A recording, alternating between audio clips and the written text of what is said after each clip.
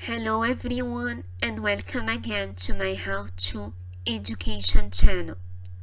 As I promised you on Wednesday, here is the compilation of all of the How to Ace Finance lectures.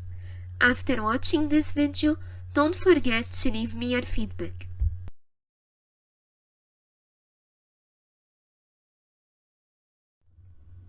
So, what is corporate finance?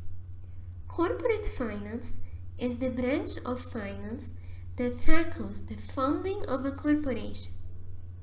That is, the actions that need to be taken in order to increase a firm's value, decrease its costs, and find the necessary capital for the firm's general functioning and for the short and long-term investments.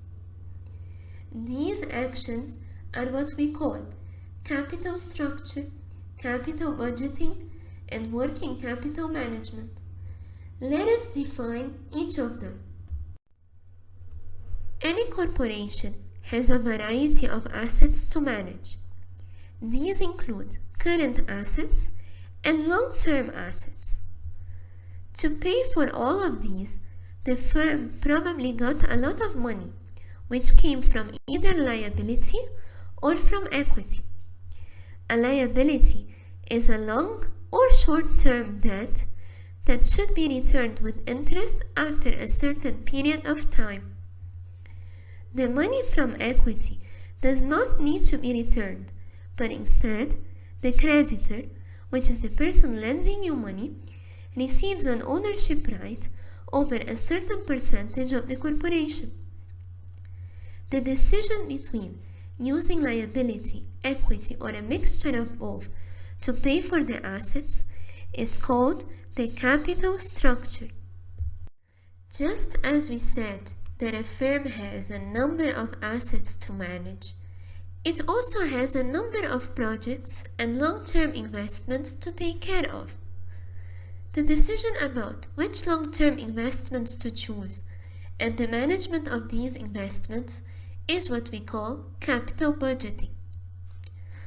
A good long-term investment is one which creates more value to the firm than costs. This means that the cash flowing into the firm must be greater than the cash going out. The capital needed to manage the firm's daily ongoing operations is the working capital. Some examples of working capital management decisions include whether or not to sell on credit, how and when to pay suppliers, and how much of inventory is needed. The net working capital is the difference between a firm's current assets and its current liabilities, CA minus CL. If the net working capital is positive, the current assets of the firm are sufficient to cover its current liabilities. Whereas if the net working capital is negative, the current assets of the firm are not sufficient to cover its current liabilities, which might lead to bankruptcy. After going over capital structure, capital budgeting, and working capital decisions, one might ask, who are the people that take these decisions? Are they the owners of the corporation? The answer is no. In a large corporation, the business decisions are not taken by its owners. The owners are the ones that previously gave money in the form of equity to pay for the assets. As a return, they get an ownership right over a certain percentage of the company. A potential problem here is that since equity is a very common source of funding, the corporation will end up with many owners and will not be able to manage if all of the owners decide to take decisions at the same time.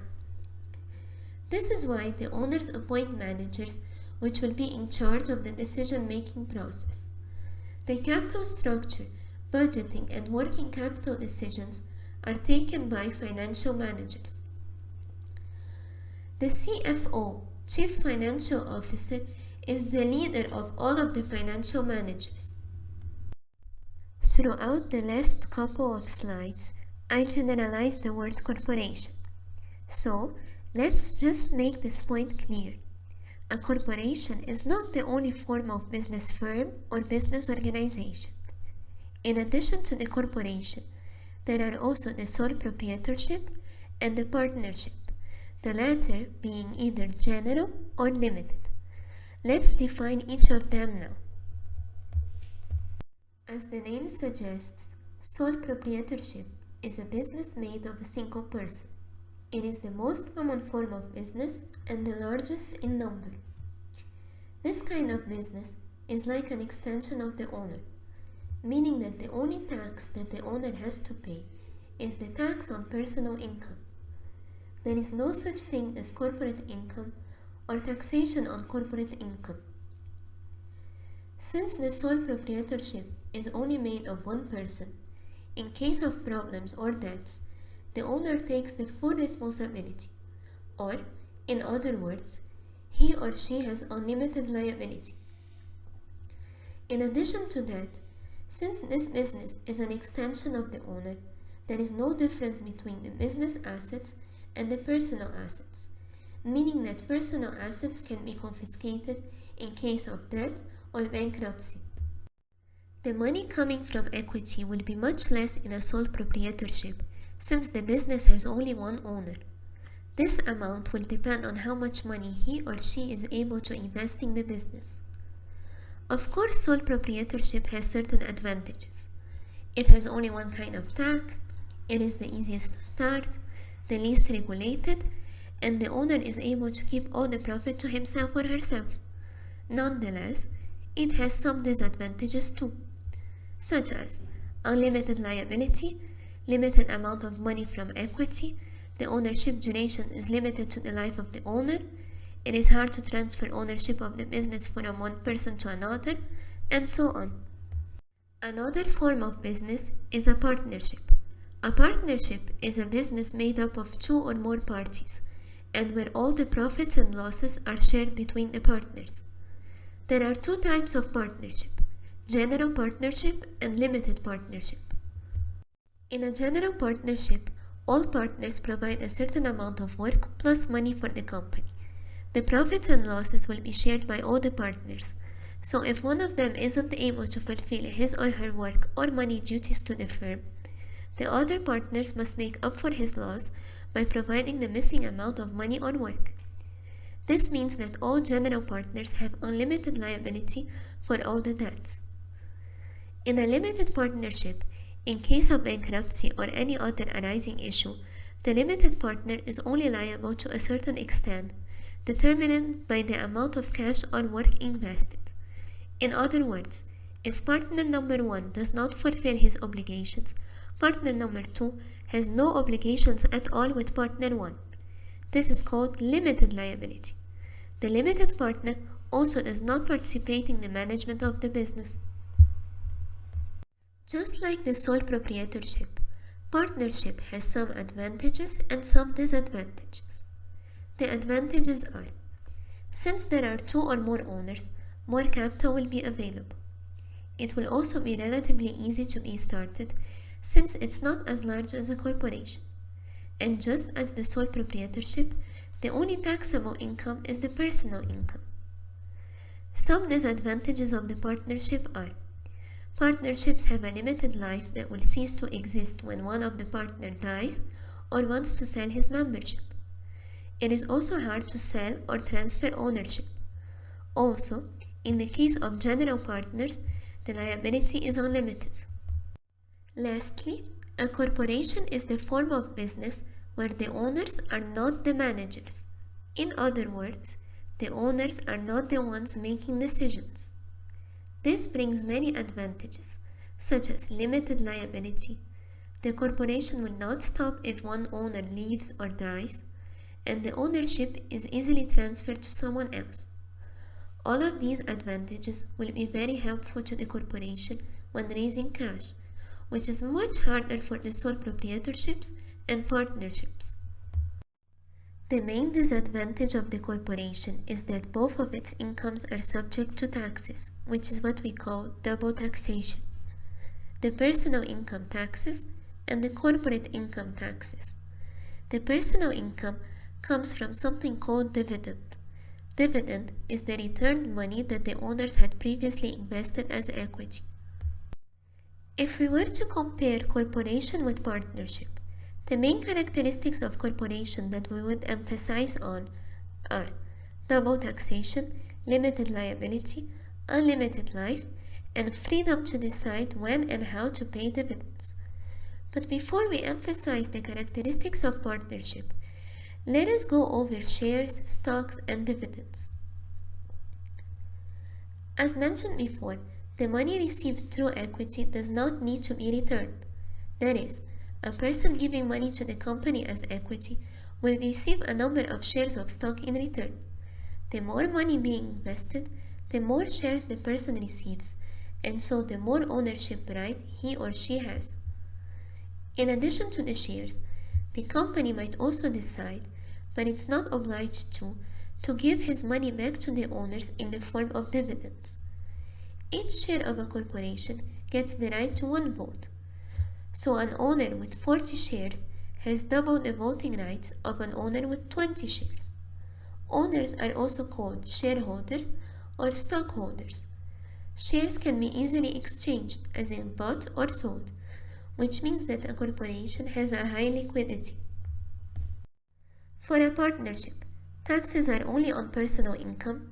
General partners have unlimited liability, whereas limited partners benefit from a limited liability. Limited life, shares cannot be easily bought or sold. General partners are usually the ones with voting rights, even though limited partners might have some voting rights too. And we don't usually talk about dividends. Instead, the profits received are distributed among the partners, who are usually forbidden from investing them again in the company. Even though in a corporation all of the workers must have common goals, as for example to sustain competitive advantage, each department also has a set of goals specific to that department only. The marketing division's main concern is certainly related to sales and brand image, and not to shareholders' wealth, for example. The financial management division is the one whose main concern is the shareholders' wealth. In other words, the financial management ensures that the value of the company's shares is the maximum that can be. Even though this division is very beneficial, it can also bring some problems. We will speak about one of these problems next week.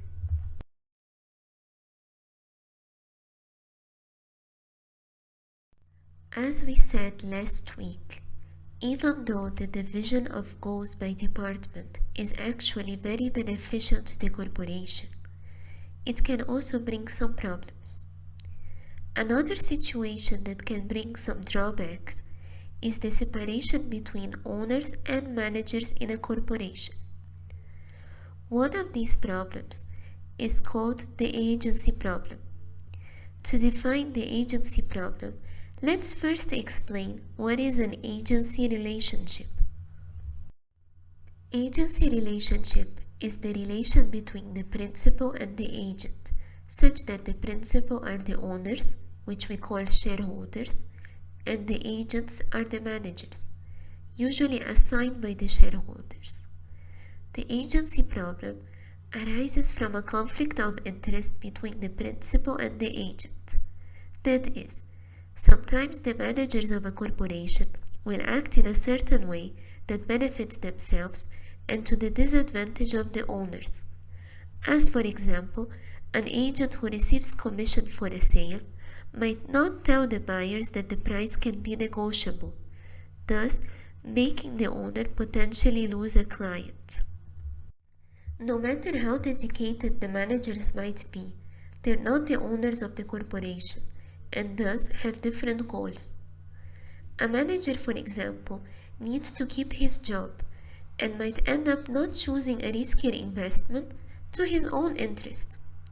Nevertheless, had the investment been chosen, the value of the shares would have exponentially increased to the interest of the owner. Managers might also aim for larger benefits, such as a luxurious car or more power and control over the corporation. To achieve all these needs, a manager might focus on the growth of the company. Even though this seems a very good area to focus on, an unplanned growth might backfire if the management doesn't have the appropriate structure and resources. The value of the shares might therefore decrease instead of increase, affecting the owners negatively. To help reduce the agency problem, some measures can be taken. First of all, shareholders can give a certain incentive or compensation to managers. This way, the interests of managers and shareholders will be aligned. Allowing managers to buy stocks at a lower price and thus acquire some ownership rights might also be a solution. Nevertheless, the benefits must be well structured and caution must be taken so as managers don't receive much control. A proper corporate control, in which the shareholders are active board members and always accompany what's going on in the corporation, can also act as an incentive to decrease this conflict of interest. This is because the firms that are not well managed might be subject to takeovers, thus threatening the manager's employment. The stakeholders are another group of people that can force the firm to take actions for their own interest rather than for the owner's interests.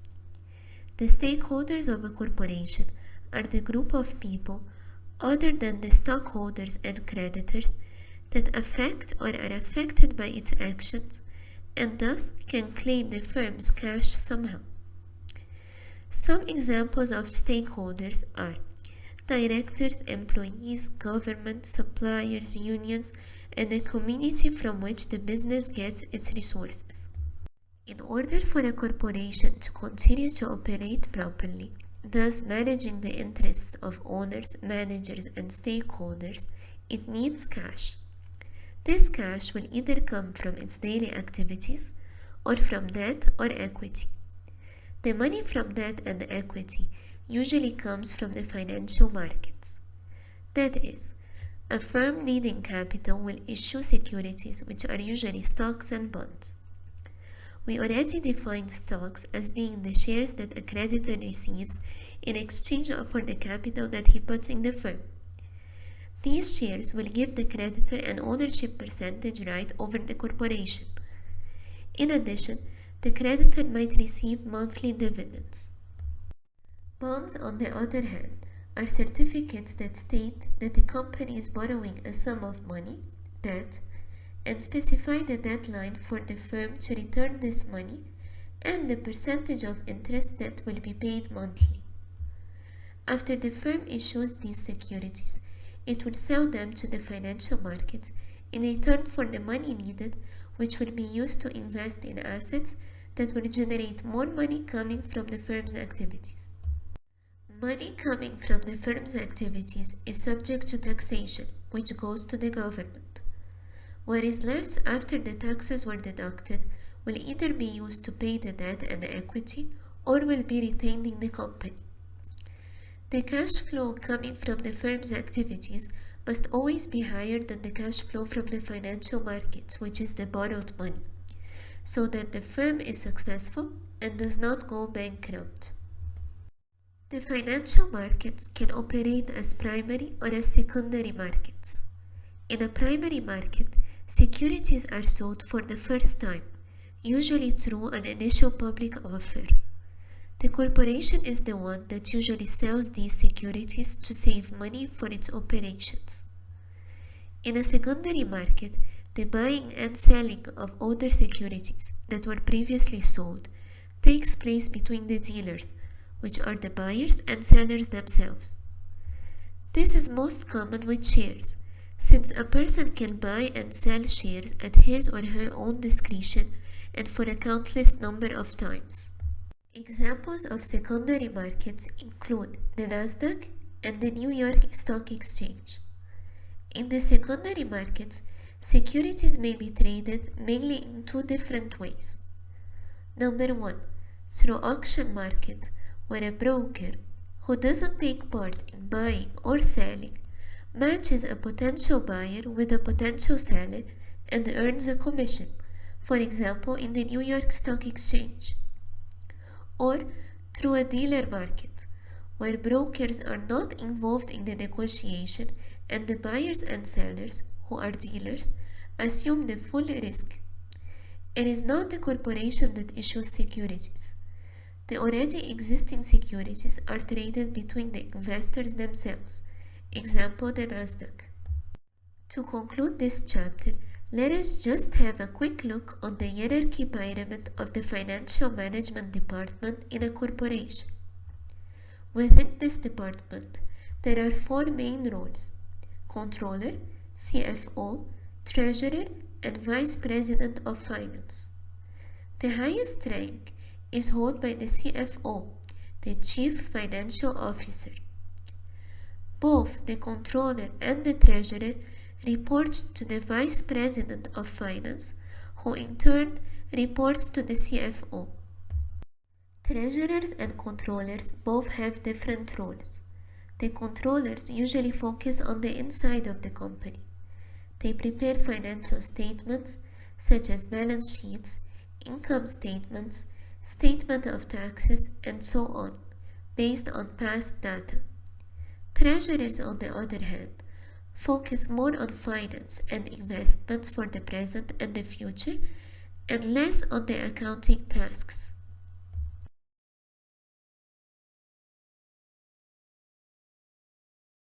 The figure found in the upcoming slide is called a balance sheet. I got it from the following reference website. A balance sheet is a financial statement that depicts in numerical values how much of assets, liabilities, and equity a firm has at a particular point of time. If we look at it on the next page, we see that it dates to December 31, 2018.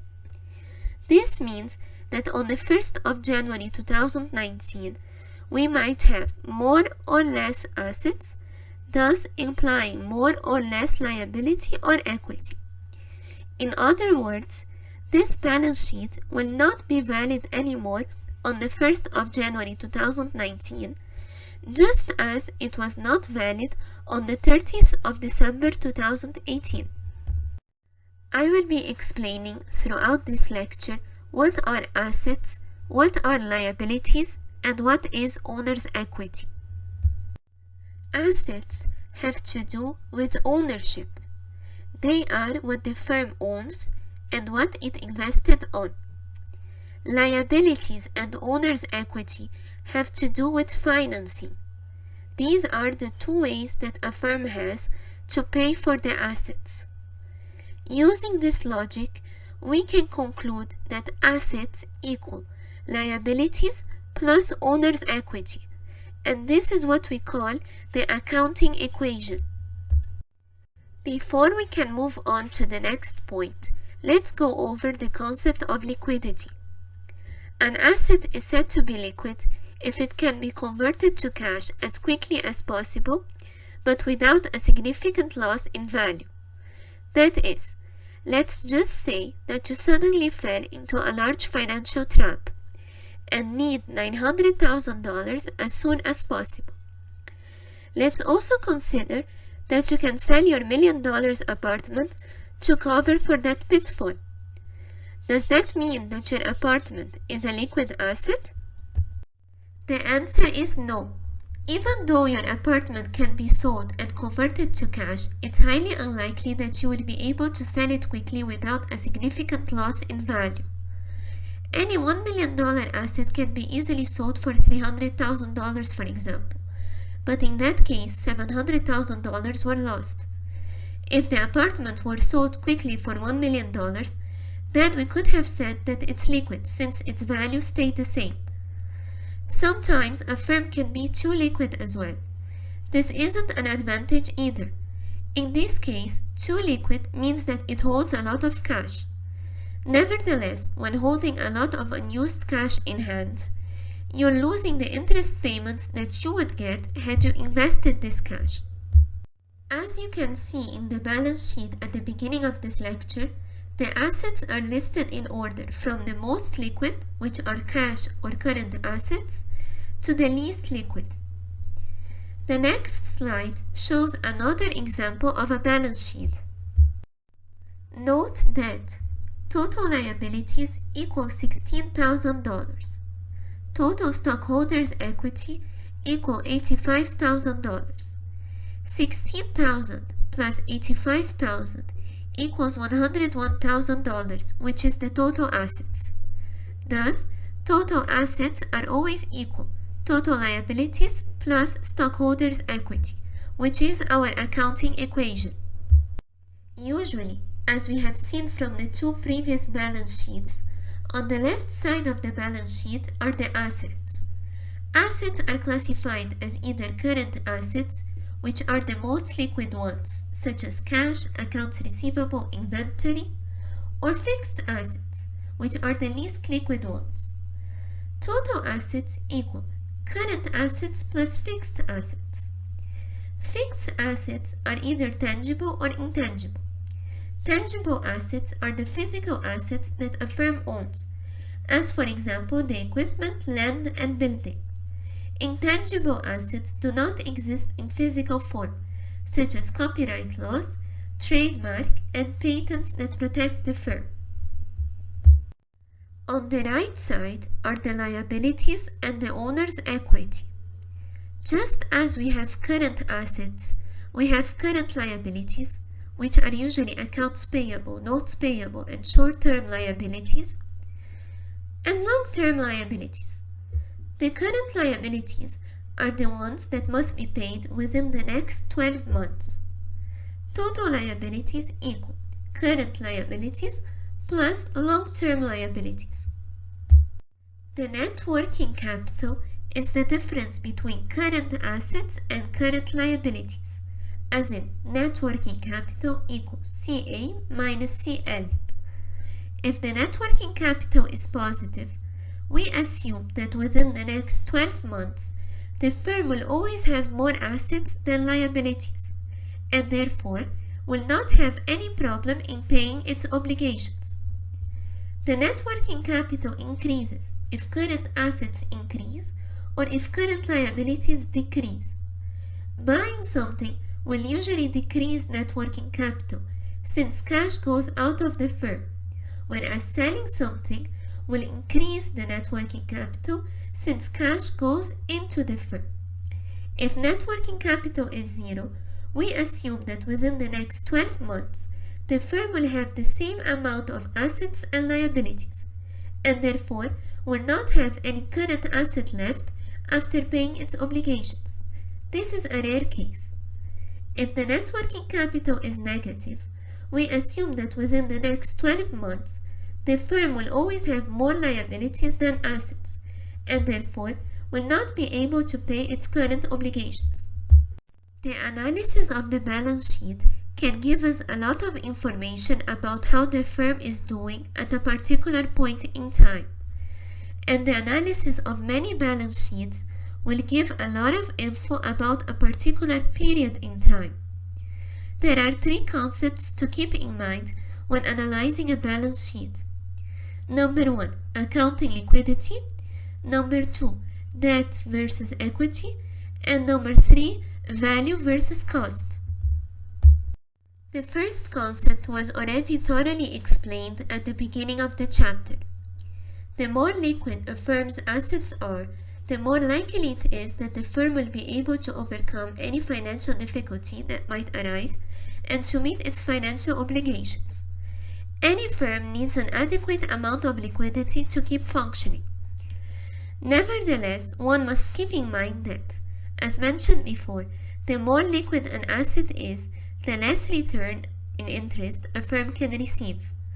Thus, a firm must know how to keep a good balance between a liquid and non-liquid assets so as to be able to deal with any financial difficulty without any losses to the value of assets. Note that cash is the most liquid of the current assets, followed by account receivable and then inventory, which is the least liquid of current assets.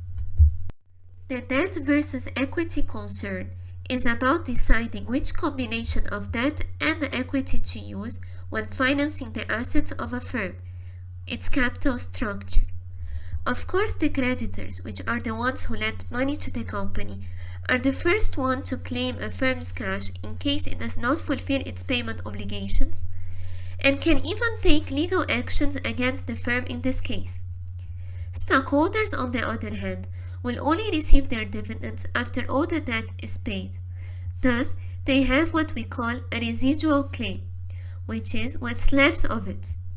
When choosing debt over equity to finance the assets, one is using financial leverage. Lastly, the value versus cost concern. The values of the assets, liabilities, and equity in the balance sheet are called book values. Book value is the historical value minus any accumulated depreciation in case of land or building.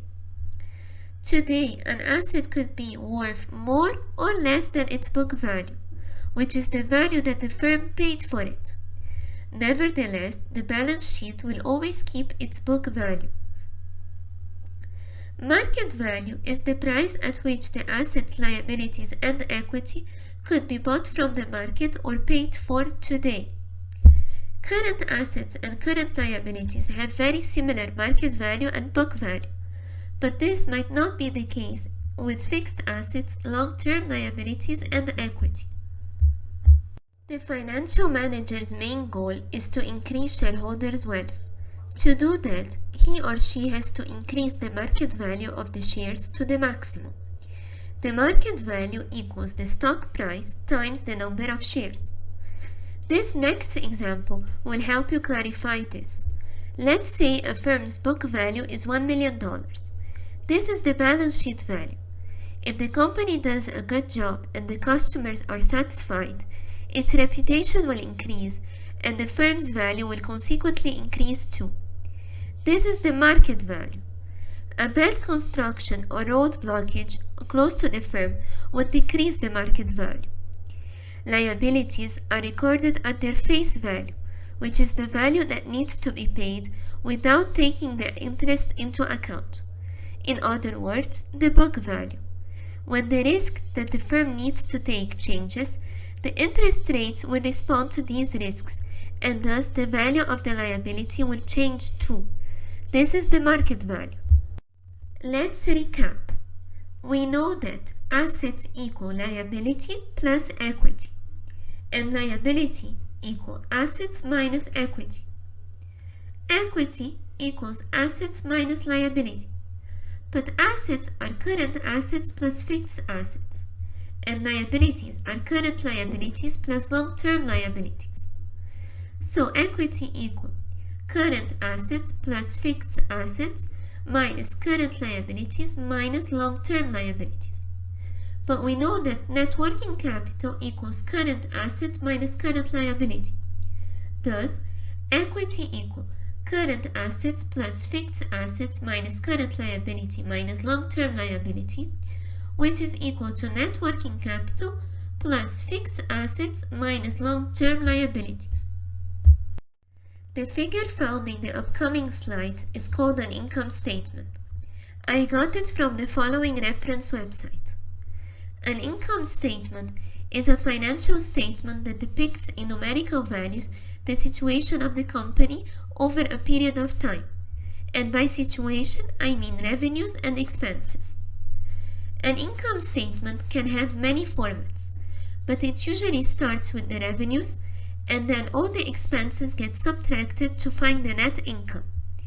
The simplest definition of net income is the accounting definition.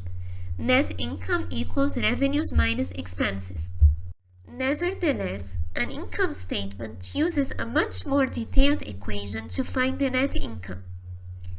A company's earnings before interest and taxes are deducted equal to the net sales minus cost of goods sold and other expenses minus depreciation.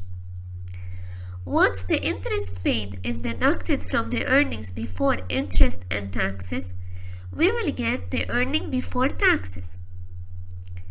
Then, after taxes are deducted from the earning before taxes, we will get the net income. This net income either goes to pay dividends to the shareholders or as retained earnings. We note that net income equals dividend plus retained earnings. The following income statement added one more step. Sales revenue, which is considered as net sales in this case, minus cost of goods sold equals gross margin. Gross margin minus any selling, general, administrative, or depreciation expense equals to the operating earnings. Operating earnings are what we called the earnings before interest and taxes. So earnings before interest and taxes minus interest expense equals earnings before income tax. And the earnings before income tax minus the tax expense equals net income. From the equation before, we can conclude two other important measures of the net income, EPS and DPS. EPS, as in earnings per share, shows how much the company earns for each share that it issues. EPS equals net income over number of outstanding shares in the company.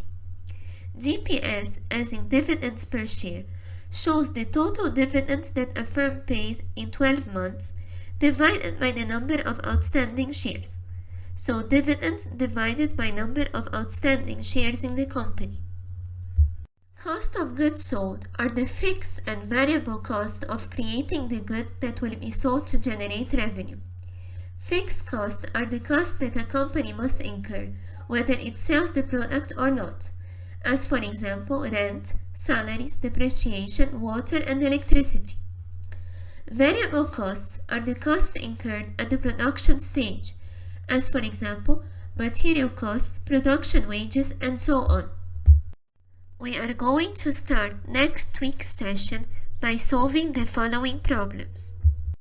If I were you, I would take a look at each one of these problems and try to write down their solutions on a piece of paper so that we could check them together next week.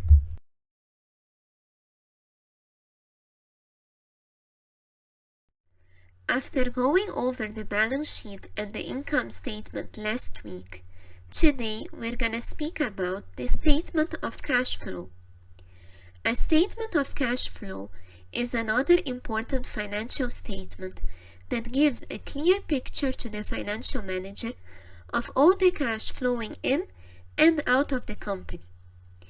The cash flow of a company, which means the amount of cash that the company can use, is equal to the difference between the cash inflow, which is the cash entering the company, and the cash outflow, which is the cash used to make payments. So cash flow equals cash inflow minus cash outflow. The cash flow coming from assets must be used to pay the creditors and the stockholders. Thus, cash flow from assets equal cash flow to creditors plus cash flow to stockholders. CFFA, which is cash flow from assets, is also known as free cash flow. The cash flow that goes to the creditors is the interest that they receive minus any new borrowing that you might get from them. So interest paid minus net new borrowing. Another way to calculate the cash flow to creditors is adding the interest paid to the long-term debt paid. Net new borrowing is the ending long-term debt minus the beginning long-term debt. The cash flow that goes to the stockholders is the dividend that they receive minus any new equity that they might raise to the company. So dividends paid minus net new equity raised. And the net new equity raised will be the difference between the ending common stock plus the paid in surplus end minus beginning common stock plus paid in surplus beginning. Everything will be found in the balance sheet. If the cash flow from assets is negative, it means that the firm needed an external source of funding, which could have been either from creditors or from the stockholders. It is clear now that the cash flow from assets is used to pay the creditors and the stockholders. When cash flow to creditors or stockholder is positive, It means money went to them, and so out of the firm. But from where does the cash flow from assets come? Well, the cash flow from assets equal to the operating cash flow minus net capital spending minus changes in net working capital. Let's define each term now. Operating cash flow is the cash flow coming from the firm's daily operations, including costs as well. In other words, it is equal to earnings before interest and tax minus tax plus depreciation, or just earnings before interest and tax plus depreciation if taxes are ignored. An increase in earnings before interest and tax, or an increase in depreciation, or a decrease in tax will increase the operating cash flow. Taxes are either given in dollar or as a percent rate. For example, if they say that the tax rate is 34%, then the tax becomes 34% times earnings before tax. In other words, average tax rate equals tax over earnings before tax. Thus, the operating cash flow becomes earnings before interest and tax minus tax rate times earnings before tax plus depreciation. Net capital spending is the cash that went into buying fixed assets. What you spent for buying them minus what you received from their sale plus depreciation of this equipment, or simply net fixed assets end minus net fixed assets beginning plus depreciation end.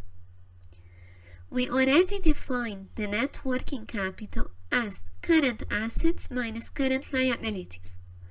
Thus, the change in net working capital equals current assets end minus current liabilities end minus current assets beginning minus current liabilities beginning. As mentioned before, some of the revenues that the firm earns would be used to pay for the costs of production, expenses, and so on. Whatever is left will have the depreciation and later on the interest payments deducted from it, resulting in the earnings before taxes. Taxes are the percentage of the earning before tax that go to the government, and thus they decrease the net income and the operating cash flow. When taxes increase, these two values decrease and vice versa. Two important measures of tax are the average tax rate and the marginal tax rate. We mentioned that the average tax rate equals total taxes over earnings before tax. The marginal tax rate is the rate at which tax is incurred on an additional dollar of income. But what does that mean? Well, it means that the marginal tax rate is the value by which the taxes would increase if your income is incremented by an extra dollar. A firm's taxes are usually computed using this measure. It is important to note that these two measures don't need to relate to each other. One can be bigger or smaller than the other, and no pattern is found between them. Let's now try to solve some exercises related to taxes. For question number 1, we are given different ranges of earnings before taxes and different tax rates, and what is asked of us is to find the average tax rate for a firm with an earning before tax of $200,000. Average tax rate equals total taxes over earnings before taxes. We already know from the given that EBT equals 200,000. Thus, what we need now is to find the total taxes.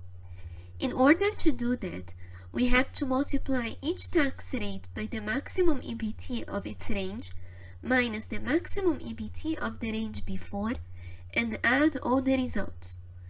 Nevertheless, we have to stop at the range of the given EBT, which is 200 tau. So, taxes equal 0.35 times 40 tau plus 0.37 times 80 tau minus 40 tau plus 0.4 times 200 tau minus 80 tau, which yields 76,800. Thus, the average tax rate equals 76,800 over 200 tau, which is 38.4%. If earning before taxes increase by 50 tau, then the new earning before tax will become 250 tau.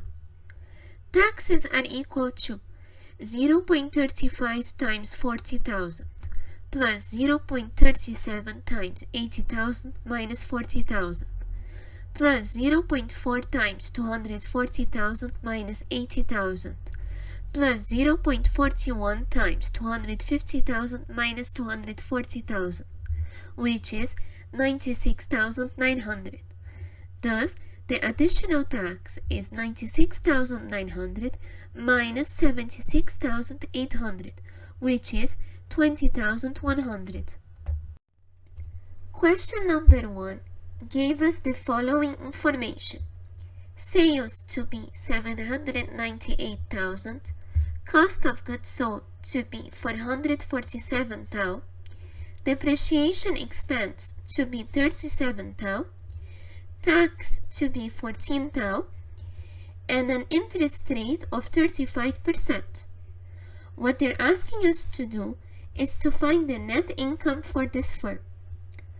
We all know that the net income is the earnings before tax minus tax, and we know that the tax is 14,000. So what we need to do is to find the earning before tax. We also know that the earning before tax is the earning before interest and tax minus interest paid.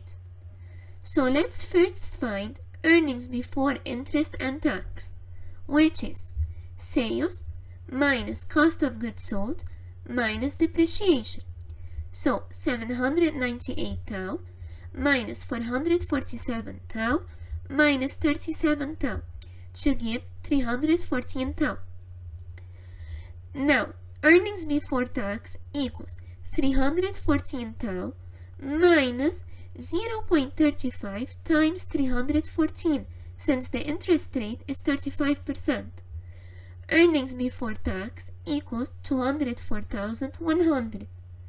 Thus, net income equals 204,100 minus 14 tau, which is 190,100. Now, suppose that the firm mentioned in the previous slide kept $73,000 as retained earnings. How much money went into paying dividends? Well, we know that net income equals dividends paid plus addition to retained earnings. So dividends paid are net income minus addition to retained earnings. We know from before that the net income is 190,100 and the addition to retained earnings are 73 tau.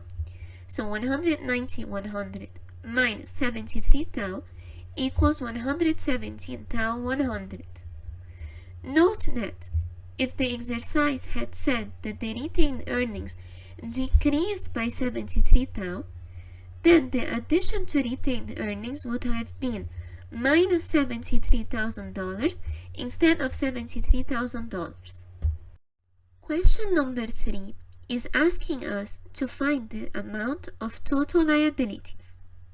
We know that total liabilities equals current liabilities plus long-term liabilities.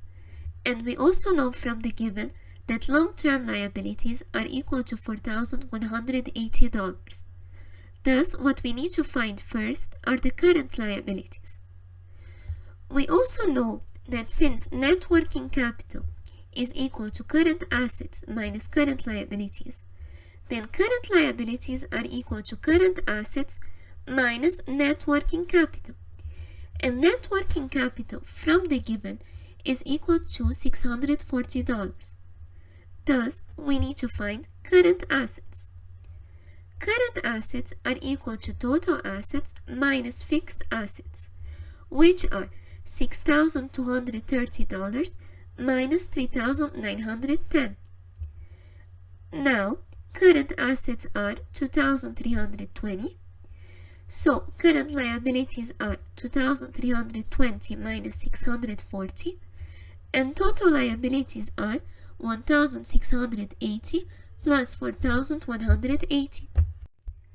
Question number 4 is asking us to find the amount of net working capital. We all know that net working capital is current assets minus current liabilities. We also know that current liabilities are all the liabilities that must be paid within the next 1 year. In this case, we can tell from the given that current liabilities are equal to 0.6 times 105,000, which is equal to 63,000. Since total assets are current assets plus fixed assets, then current assets are total assets minus fixed assets. Total assets are total liabilities plus total equities, which is equal to 105,000 plus 130,600. And fixed assets are given to be 165,200. Thus, current assets are 235,600 minus 165,200, which are 70,400. And net working capital, which is current assets minus current liabilities, are equal to 70,400 minus 63,000, which is 7,400. In question number 5, we are required to find the book value and the market value of total assets. Before we start with the book value, remember that total asset equals current assets plus fixed assets. And since net working capital equals current asset minus current liability, then current asset equals net working capital plus current liabilities. Book value is the balance sheet value. Thus, total assets equals 2,500,000 plus 725,000 plus 1,375,000. Market value is the value that the assets are worth today. So in this case, fixed assets would be 2 million, current assets would be 1,900,000, and market value would be 2 million plus 1,900,000, which is 3,900,000.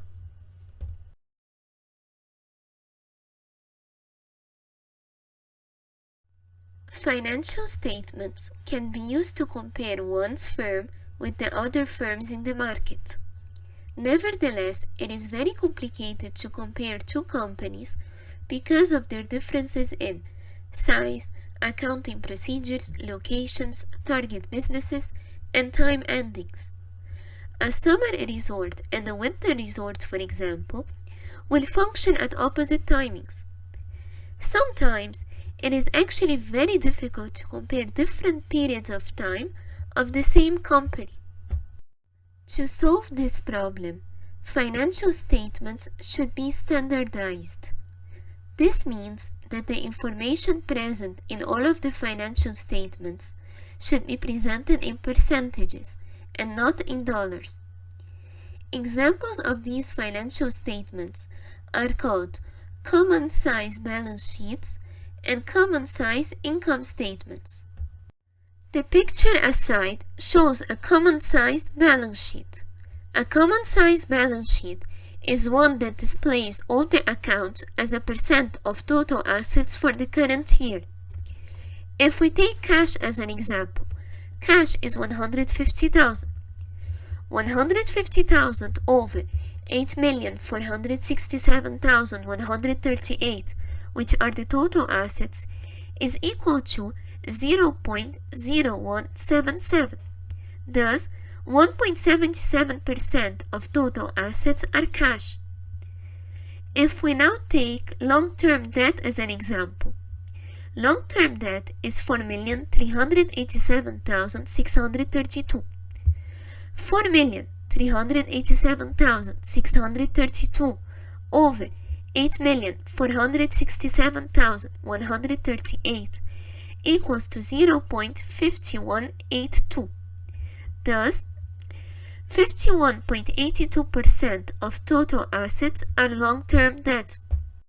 The picture aside is of a common size income statement. A common size income statement is one that displays all the accounts as a percent of net sales revenues for the current year. Since percentages are ratios themselves, ratio analysis is another way of making comparisons between different sized companies or between different timings of the same company.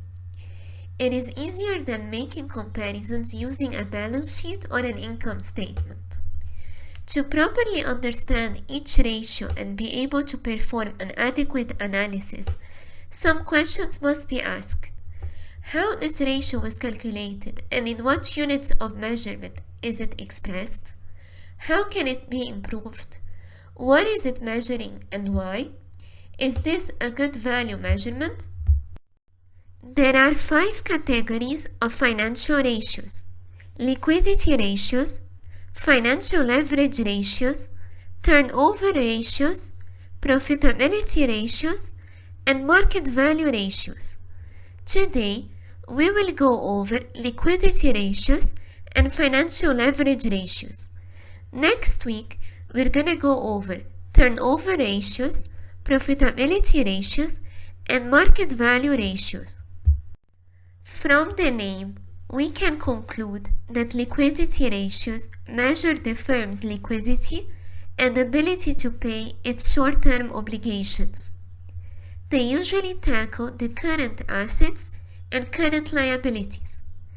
Liquidity ratios include current ratio, quick ratio, net working capital to total assets ratio, and cash ratio.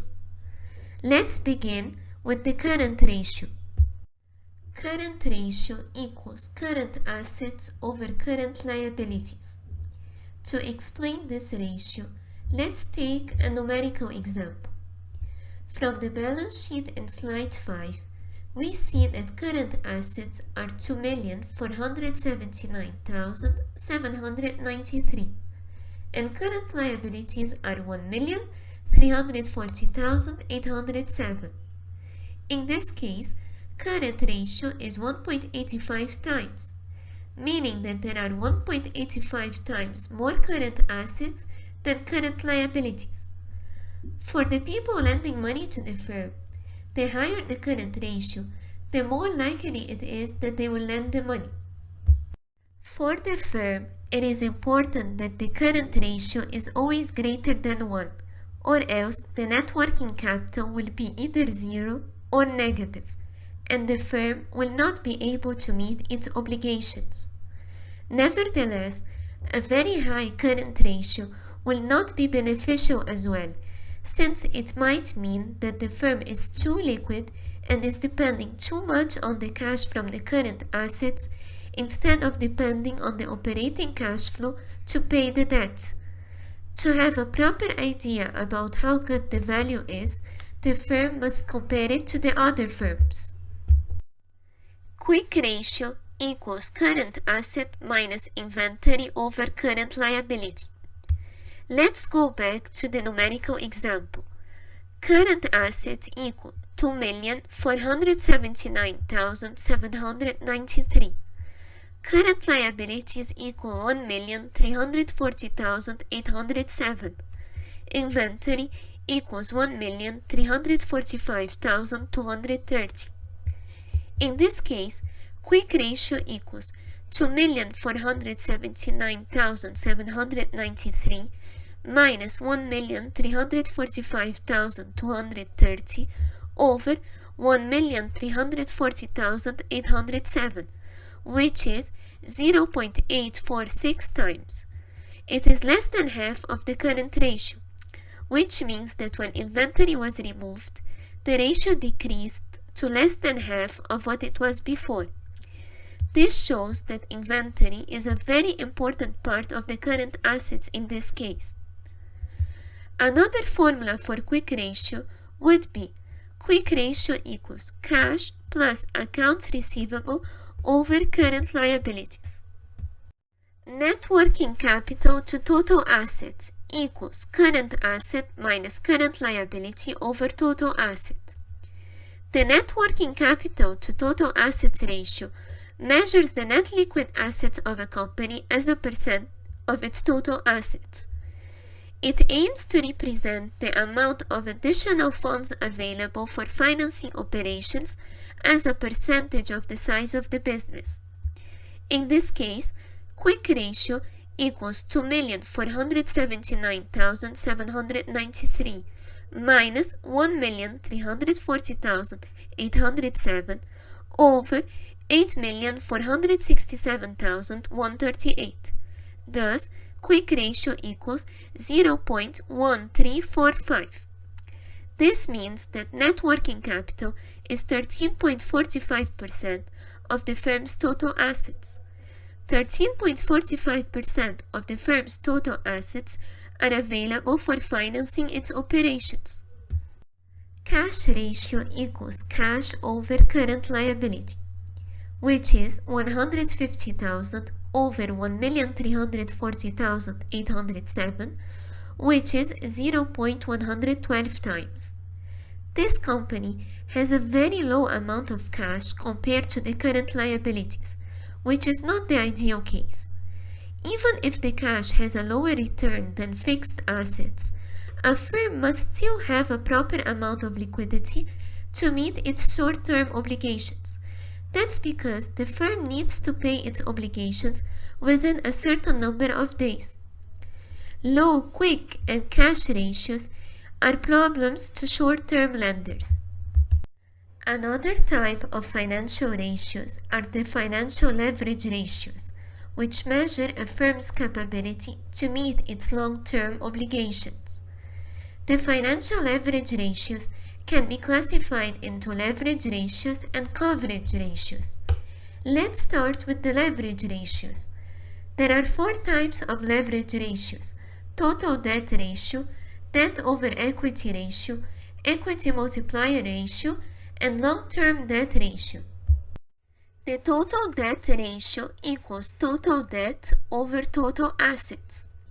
Since total debt equals total asset minus total equity, then the total debt ratio can also be written as total asset minus total equity over total asset.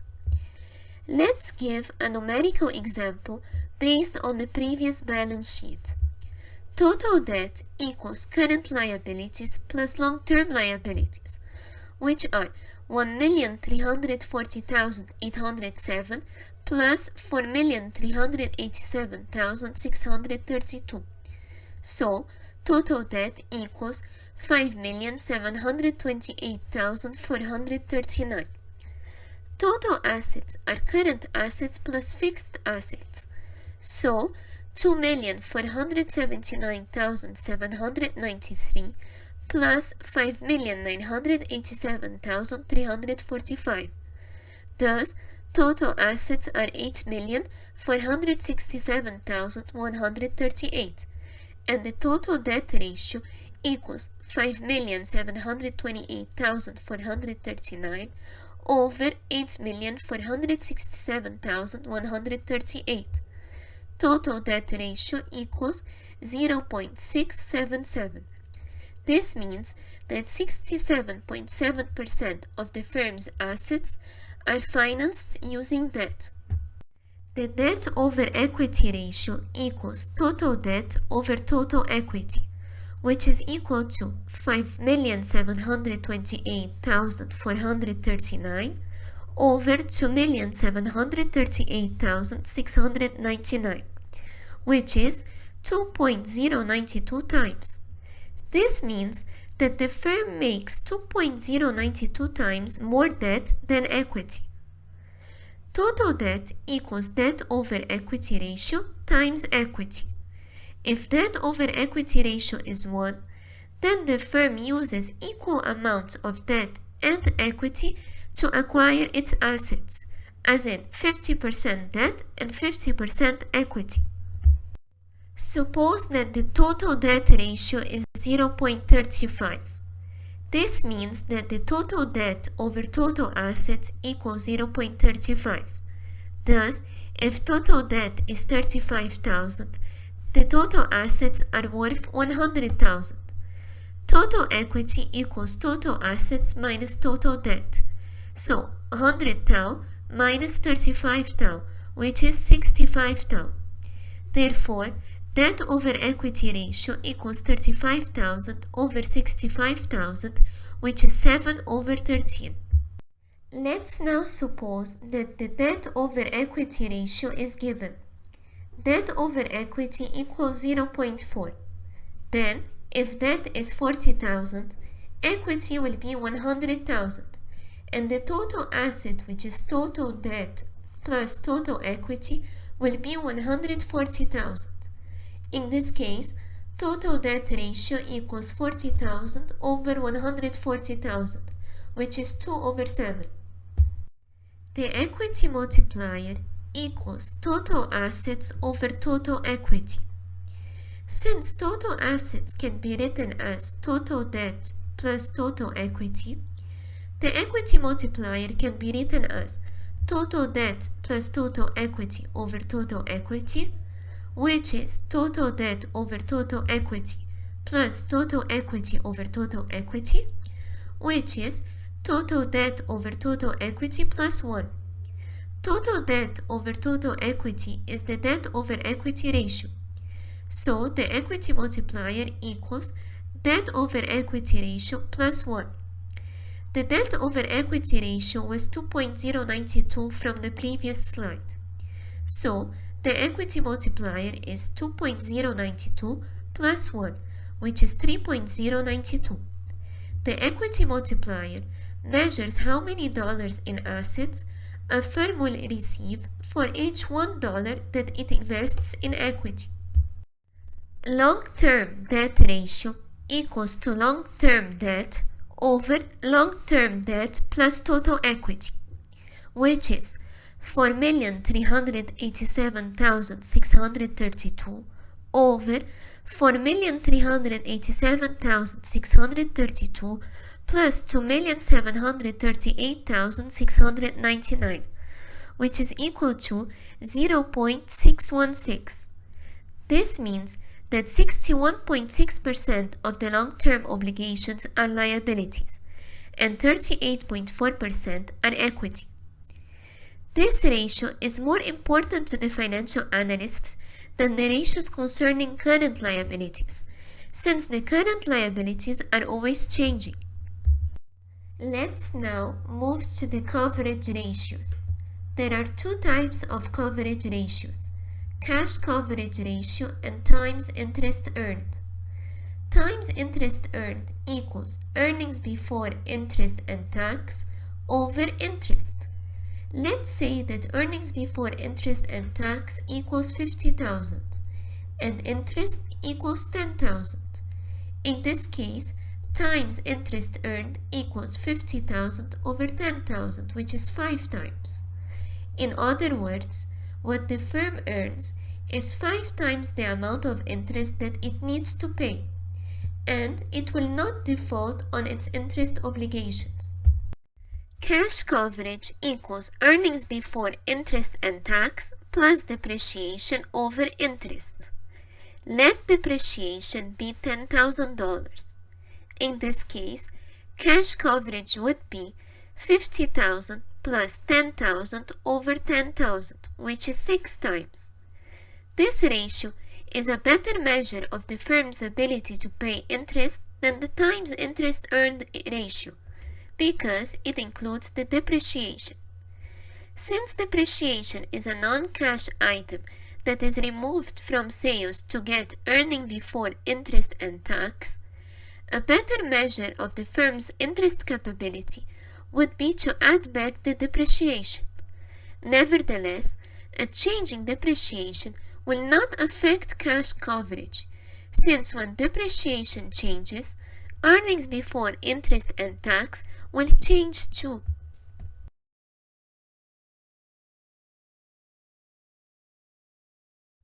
I added last week's common size balance sheet to this lecture because we're gonna be needing it to learn about the new ratios.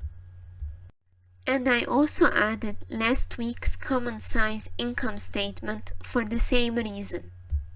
After going over the liquidity ratios and the financial leverage ratios last week, a third type of financial ratios are the turnover ratios, also called asset management ratios. These ratios describe how efficiently the assets of a firm are being used to generate revenue.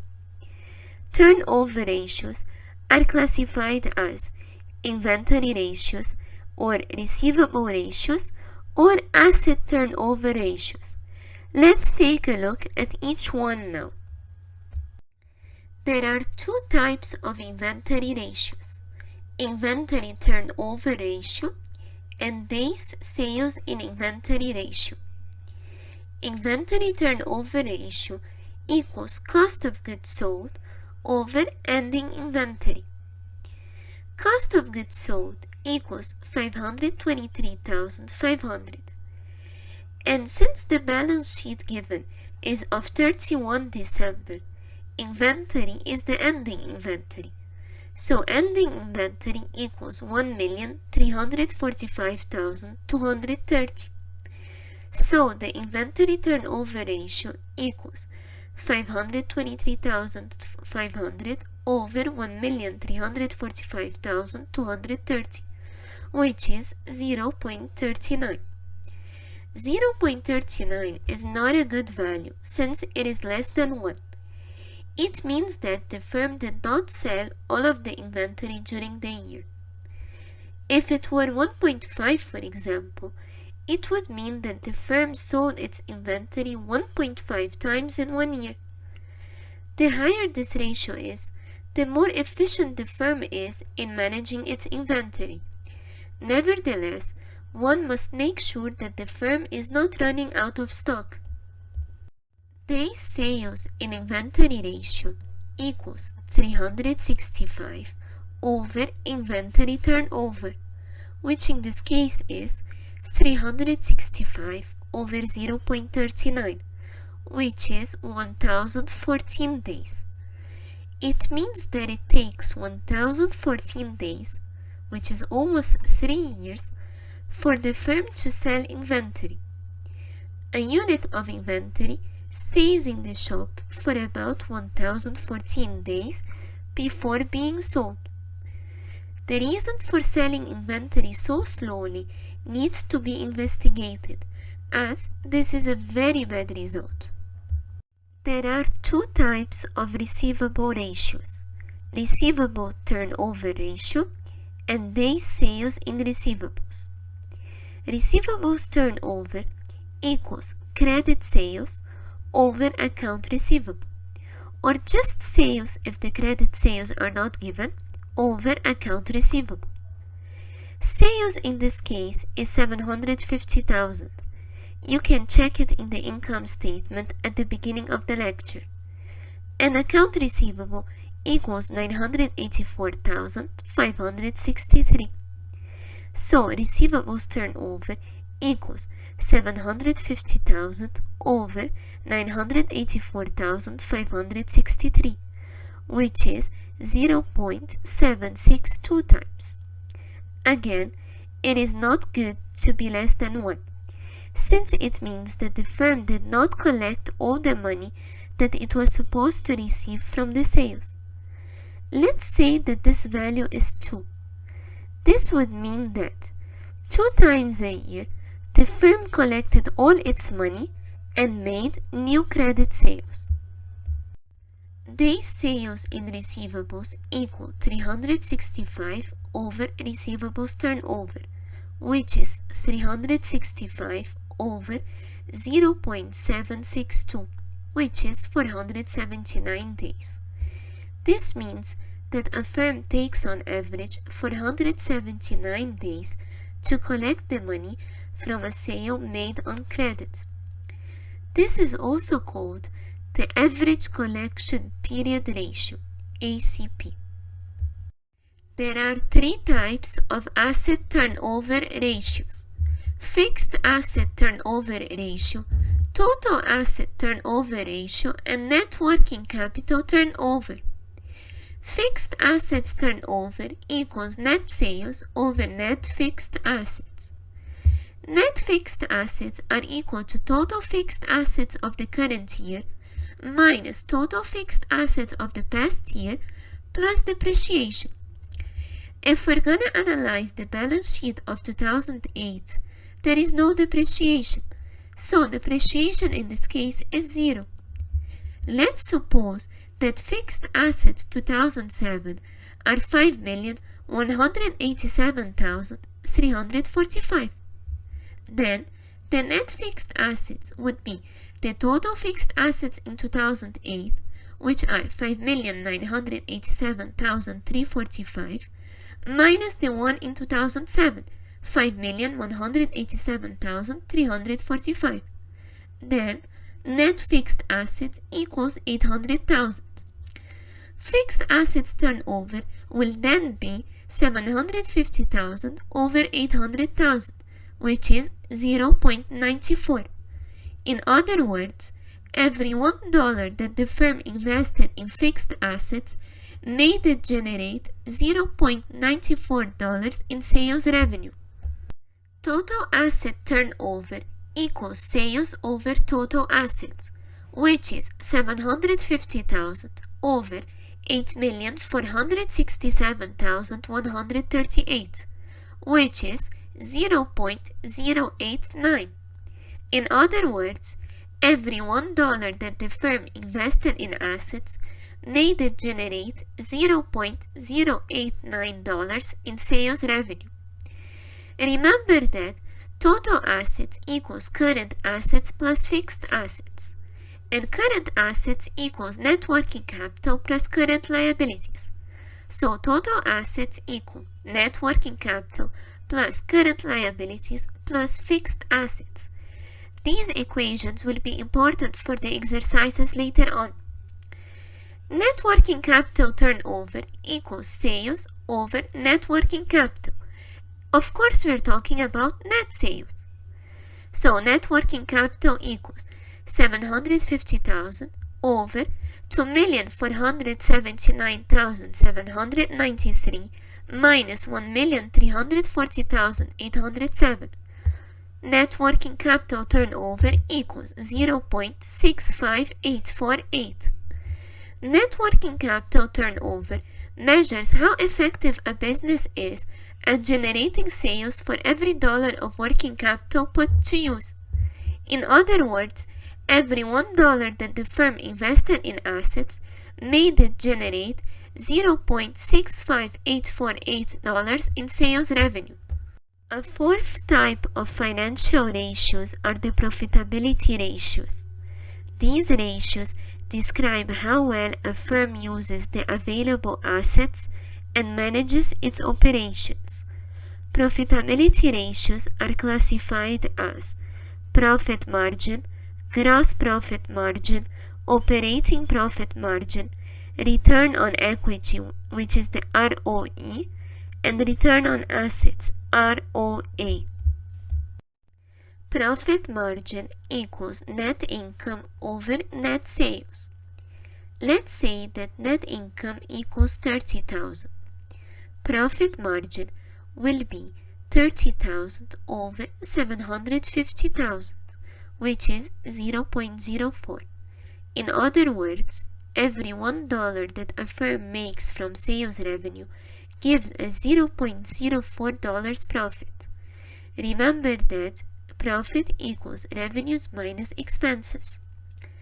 Return on assets equals net income over total assets, which is 30,000 over 8,467,138, which is 0.004.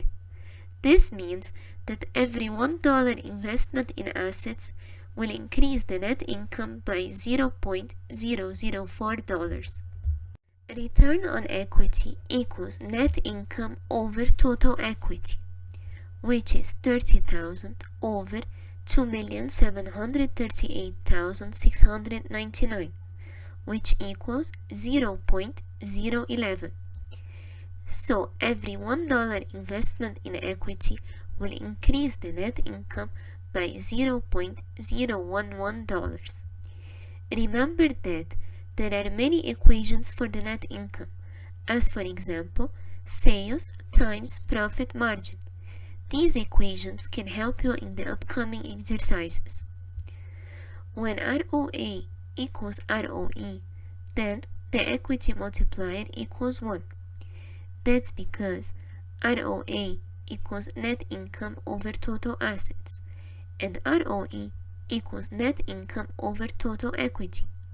So if ROA equals ROE and net income is equal net income, obviously total assets equal total equity. ROE is a very interesting ratio for the shareholders, and its analysis is very important. Gross profit margin equals net sales minus cost of goods sold over net sales, which is 750,000 minus 523,500 over 750,000, which is 0.302. Every $1 in sales will increase the gross profit by $0.302. Operating profit margin equals earnings before interest and tax over sales, which is 50,000 over 750,000, which is $0.067. Every $1 in sales will increase earnings before interest and tax by $0.067. The last type of financial ratios are the market value ratios.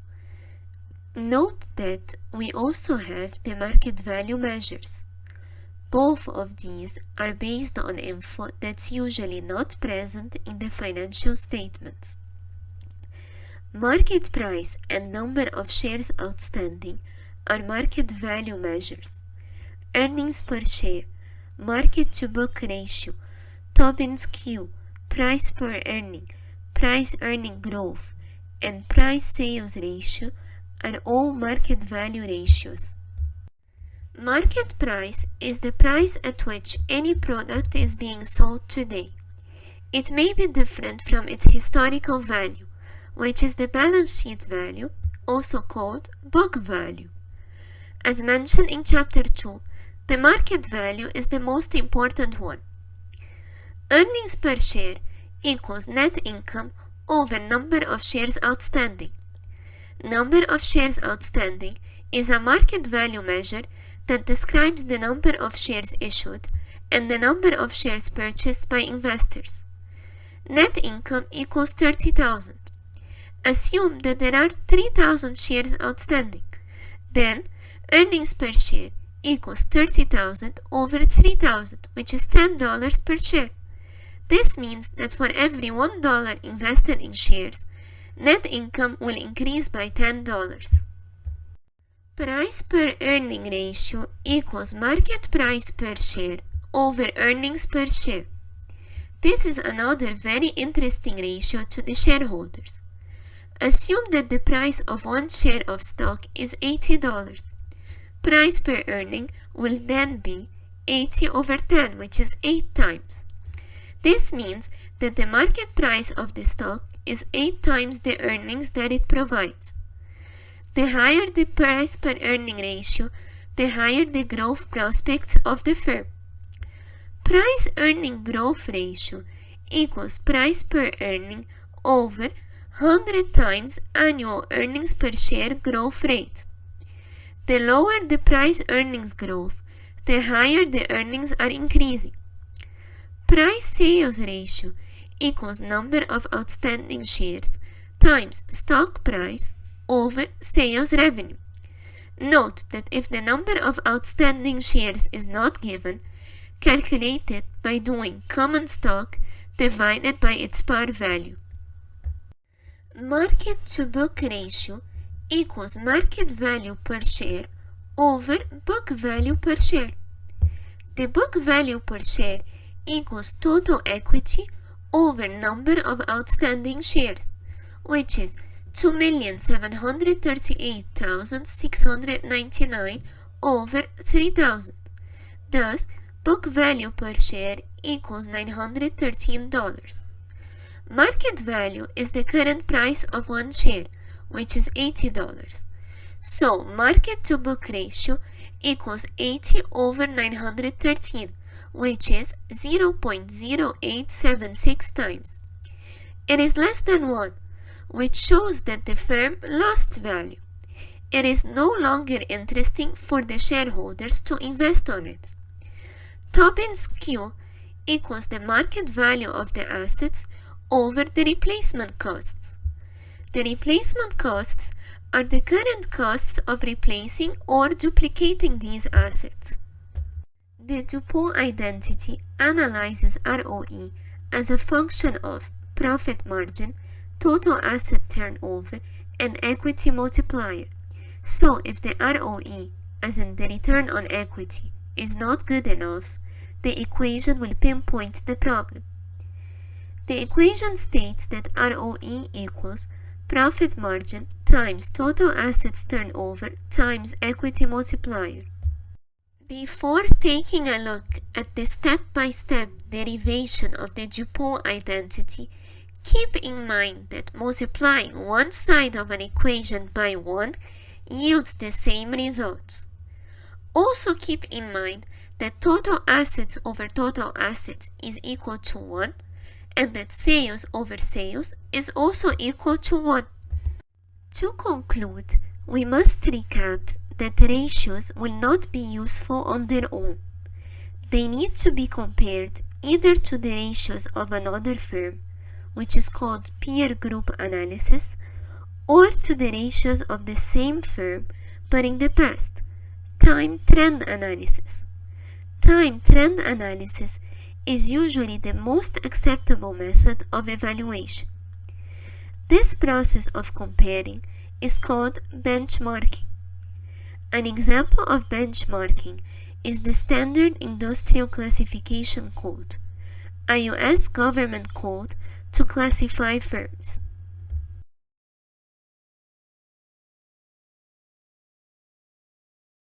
For question number 1, we assume the following data.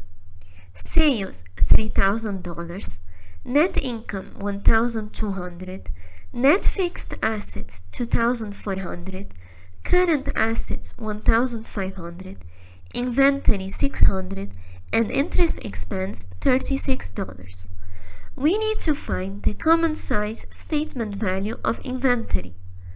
Inventory appears only in the balance sheet.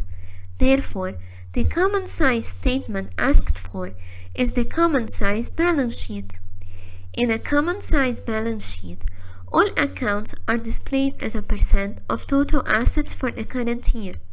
Thus, the common size value of inventory equals 600 over 2,400 plus 1,500, all of it times 100%, which is 15.385% or 0.15385.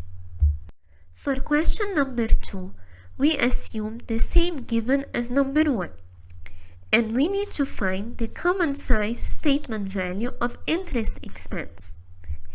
Interest expense appears only in the income statement. Therefore, we need to use the common size income statement. In a common size income statement, all accounts are displayed as a percentage of total sales for the current year. Thus, the common size value of interest expense equals 36 over 3,000 times 100%, which is 1.2% or 0.012. For question number 3, we need to find the price-earnings ratio Given that annual sales equals 110,000, number of shares outstanding equals 5,000, profit margin equals 3.75%, and price-sales ratio equals 0.6. The price-earning ratio equals to the market price per share over earnings per share. So let's find earnings per share and market price per share. Earnings per share equals net income over number of shares outstanding.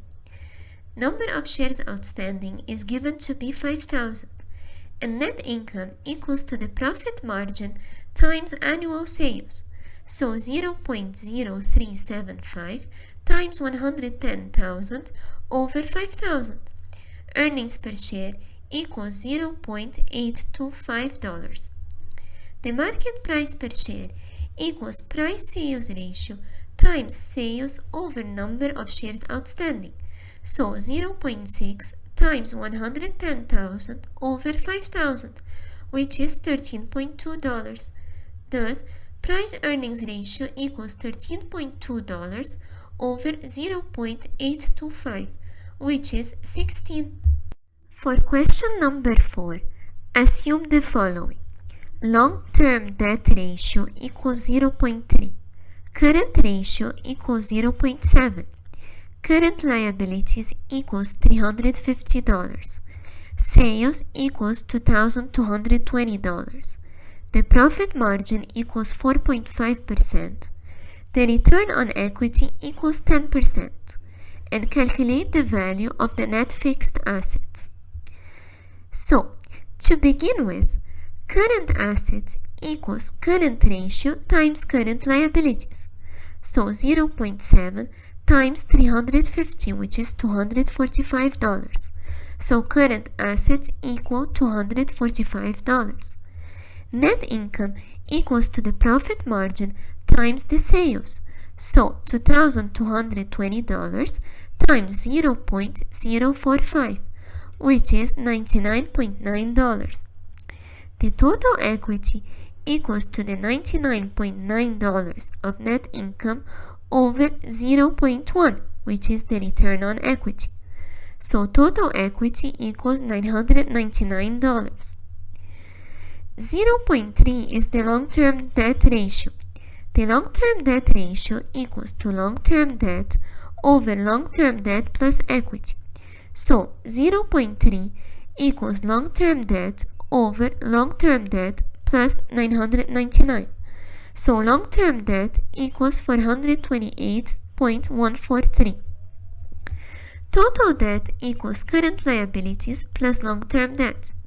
So total debt equals 350 plus 428.143, which is 778.143. Total assets equals total debt plus total equity. We have total debt and we have total equity, so total assets are equal to 1,777.143. The net fixed assets are total assets minus current assets, so the net fixed assets are 1,532.143. For question number 5, we are given the values of cash, account receivable, inventory, and net fixed assets for 2008 and 2009. We're also given that 2008 is the base year, and we need to find the common base year value for the account receivable. The common base year value for any account is its current year value over its base year value.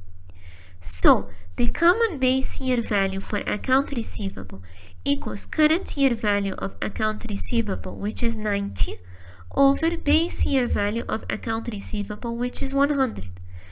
Common base year value of account receivable equals 90 over 100, which is 0.9. For question number 6, we are given the cash, account receivable, inventory, and accounts payable values for 2008 and 2009, and are asked to see what effect did the change in net working capital have on the firm's 2009 cash flow. Well, From 2008 to 2009, cash increased by $20. When current assets increase, we always put a negative sign. Thus, it is equal to minus 20. Accounts receivable increased by $12, so minus 12. Inventory decreased by $60, so plus 60. Since every time current assets decrease, we put a positive sign. Now, the accounts payable increased by $100. Every time current liabilities increase, we keep the positive sign, so plus 100. Therefore, minus 20 plus the minus 12 plus the plus 60 plus the plus 100 equals 128. Since the final answer is positive, it is a net source of cash of $128. For question number 7, we are given that Tobin's Q equals 0.8. The replacement cost equals $187,500. The debt market value equals 91,000. The number of shares outstanding are 17,000 and the book value is 1.53. In order to find the market to book ratio, one must do market value per share over book value. We already know that the book value is 1.53. The market value per share is the market value of equity over the number of shares outstanding. The market value of equity equals to the market value of assets minus the net market value. The market value of assets equals to Tobin's Q times the replacement cost. Therefore, market value of assets equals 150,000. Market value of equity equals 150,000 minus 91,000. Market value per share equals market value of equity over number of shares outstanding, so 59,000 over 17,000. And the market to book ratio equals 3.47 over 1.53, which is 2.27 times. For question number 8, we are given the values of sales, price earning ratio, profit margin, and the number of outstanding shares. And we need to find the price sales ratio. The price sales ratio equals to the number of outstanding shares times stock price over sales revenue. We already have sales revenue and the number of outstanding shares from the given. Thus, we need to find the stock price. The stock price equals price per earning times earnings per share. Price per earning is 6 according to the given, and earnings per share equal to sales times profit margin over number of outstanding shares. So the stock price equals to 6 times 80,000 times 0.011 over 3,500. Thus, stock price equals to 1.51, and the price sales ratio equals to 3,500 times 1.51 over 80,000, which is 0.066. For question number 9, we need to explain the advantages of using the price sales ratio in comparison with the price earnings ratio. Well, since sales are always positive, the price sales ratio will not present any problem. Nevertheless, earnings can be 0 or less, making the price earnings ratio to lose its value and making the price sales ratio seem like a better option. What is more, price sales ratio is not affected by any tax or expense that a firm needs to incur. Thus, price sales ratio is very useful when analyzing firms whose earnings are 0 or less, or firms that have a lot of expenses to pay.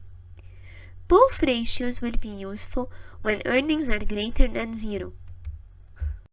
Question number 10 requires us to explain a bit about the Tobin's Q ratio. The Tobin's Q ratio equals to the market value of assets over the replacement cost of these assets. A low topping skew, as in between 0 and 1, means that the cost to replace assets in case of damage, for example, are greater than the value of these assets. Thus, the stocks of this firm are undervalued. A high topping skew, as in greater than 1, implies that a firm's assets are worth more than what is needed to replace them, which implies that the stocks will be overvalued. Nevertheless, it is important to note that the information used to calculate the ratio might not always be accurate.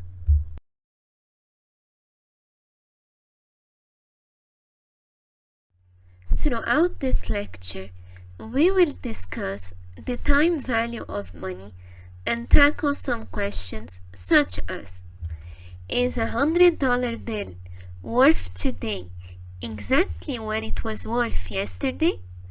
By this question, I don't mean to compare it to any other currency like the Lebanese pound, for example. I simply mean that if I borrow a $100 bill from you today and give it back to you next year, will this bill be the only amount that I should pay you next year? If I borrow $3,000 today, how much should I give back in 2 years? If I want to have $60,000 in 20 years, how much should I deposit now? In order to answer these questions, there are some terms that we need to define. Present value of money. The present value is the value of a certain amount of money today. Let's say that you pay the bank $200 per month for your car. If you decide to stop with the installments and just pay the full amount today, you will be paying the present value. This present value will not be equal to the number of installments left multiplied by 200.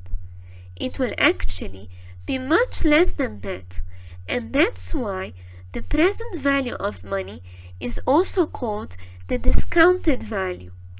We always refer to discounting when talking about the present value. The future value is the value of a certain amount of money later in time. Let's say that you borrow $3,000 to be given back in 1 year.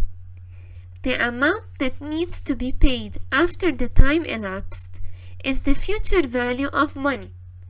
It is highly unlikely that you will have to pay only $3,000 after 1 year. You will certainly have to pay more, and that's why the future value of money is also called the compounded value. The interest rate, which can also be called discount rate, cost of capital, opportunity cost of capital, rate of return, or required return, is the rate that determines how much this extra amount mentioned before will be. For example, if the interest rate is 5% per year, then at the end of 1 year, the person will have to give you back the $3,000 plus 0.05 times 3,000, which can be factorized as 3,000 times 1 plus 0.05 and written as 3,000 times 1 plus 0.05 to the power 1. In other words, after 1 year, the person has to give you back $3,150. Let's suppose that you borrow the above amount with the same interest rate but compounded for 3 years. Then the amount you need to give back will be 3,000 times 1 plus 0.05 to the power 3, which is 3,473. To generalize the above, when interest rate is compounded, we use the following formula. Future value equals to present value times 1 plus r to the power t, where r is the interest rate and t is the number of interest periods. The term 1 plus r to the t is called the future value factor. Pay attention to the fact that in both of the examples, we use the word compounded when referring to interest. Nevertheless, there is another type of interest, which is the simple interest. Before explaining the difference between compounded and simple, let's solve the example before using the simple interest concept. Finding the future value when t equals 1 will give you the same answer for simple and for compounded interest. Let's see how much the simple interest is when t is greater than 1. Let t equal 2.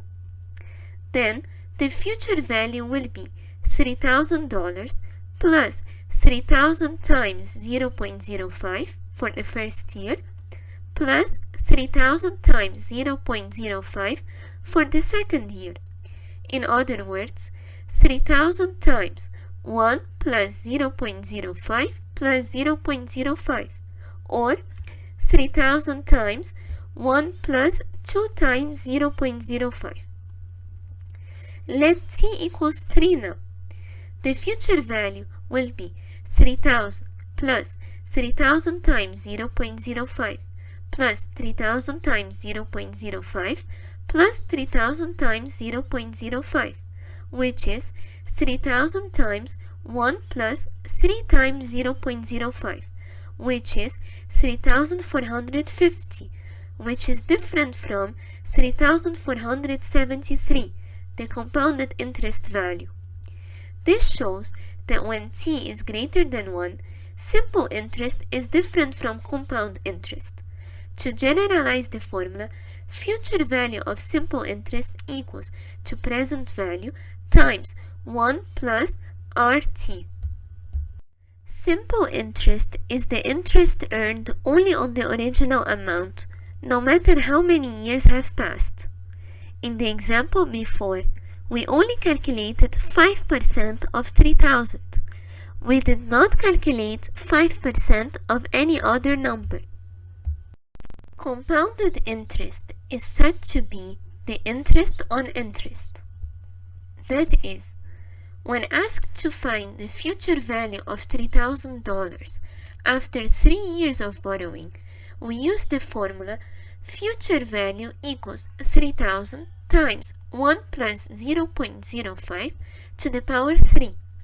This is equal to 3,000 times 1.05 times 1.05 times 1.05. We multiplied it by 1.05 3 times. This means that in the first year, we calculated 5% of 3,000, which is the original amount.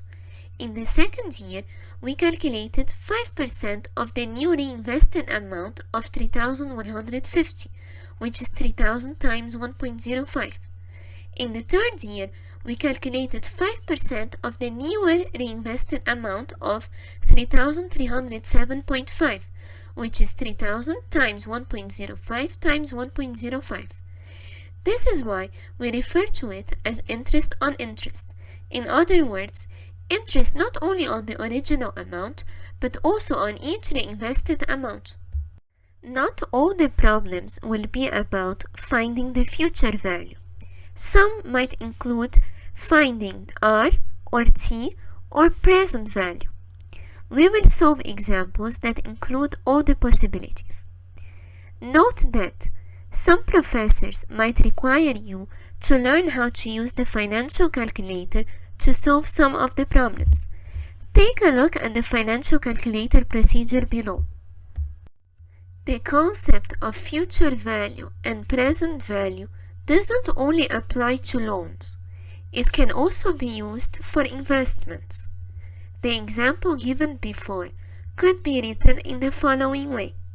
If I invest $3,000 today at an interest rate of 5% compounded annually, how much will I have in 3 years?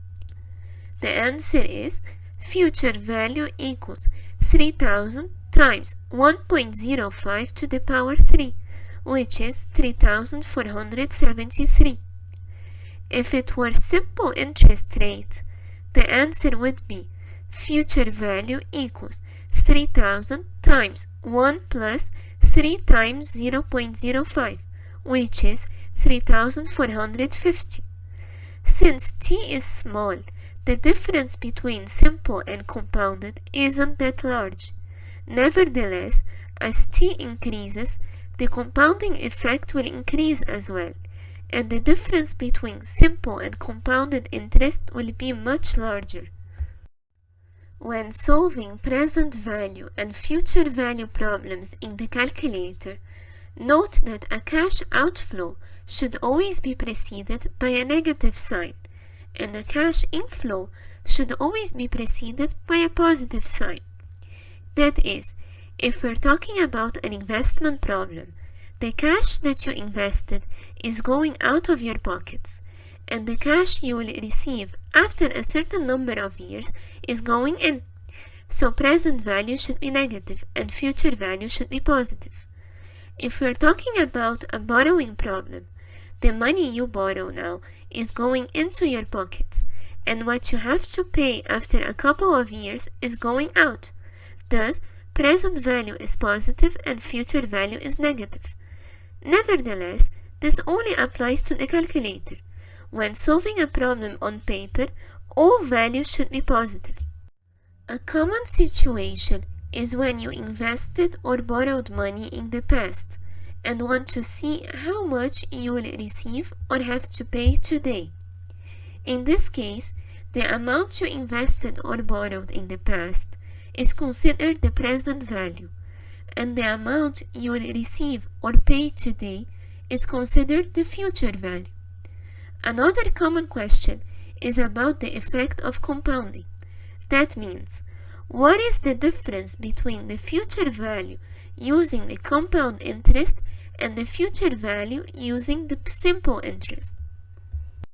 One can also refer to the equation future value equals present value times 1 plus r to the power t to solve other types of questions, as for example, imagine that you got a 60% on your first exam. Nevertheless, you aim to reach a 90% by the end of the academic year. The school year has 10 months, and you have an exam once every month. At what rate do you have to improve every month so as to reach your target by the end of the 10 months? Of course, in order to solve this problem, we're gonna use the future value equals present value times 1 plus r to the power t equation, such that future value is 90, present value is 60, and t is 10. Thus, 90 equals 60 times 1 plus r to the 10. When solving the following equation step by step, we find out that r is 4.14%. Therefore, your performance has to improve about 4.14% every month to be able to reach your target by the end of the 10 months. We use the equation of compound interest in this case, since every month the performance should be 4.14% better than the one of the previous month. So 4.14% is not only based on the original amount. Before moving on, please take a quick look on how to solve this using your calculator. Another example. Suppose that your boss decides to increase employment by 10% every year. Today, there are 22 employees at the company. How many employees will there be after 20 years? The answer is future value equals present value times 1 plus r to the power t. So, future value equals 22 times 1 plus 0.1 to the power 20, which is 148 employees after 20 years.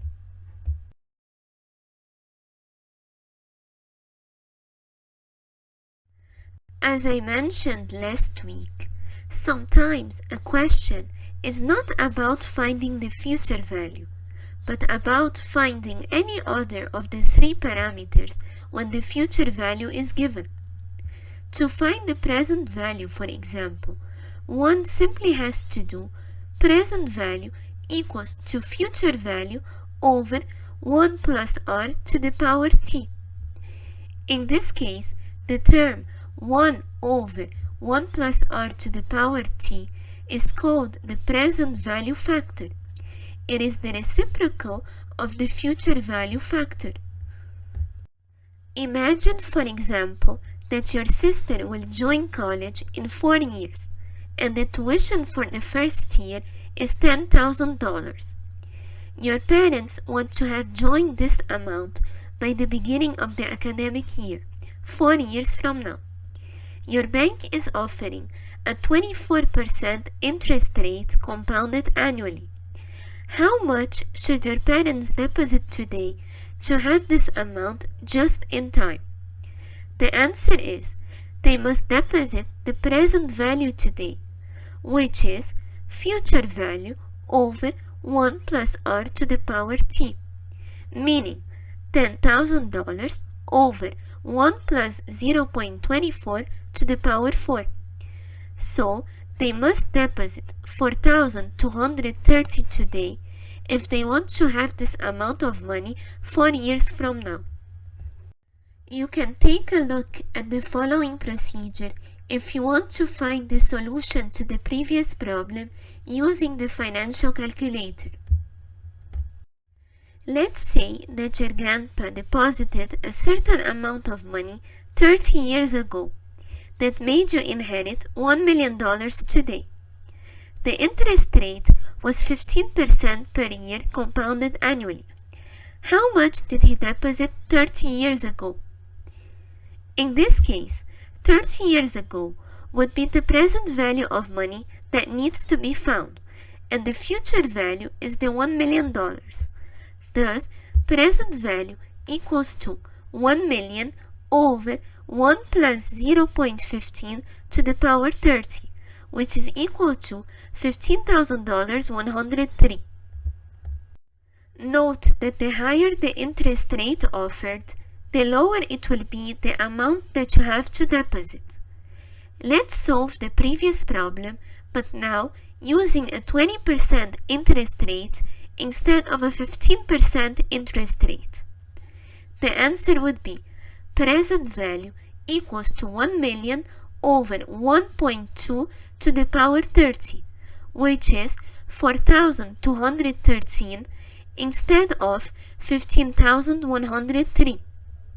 Also note that the longer the time you keep your money, the lower it will be the amount that you have to deposit. If the time were 40 years instead of 30, for example, the present value would equal to 1 million over 1.15 to the power 40, which is 3,733.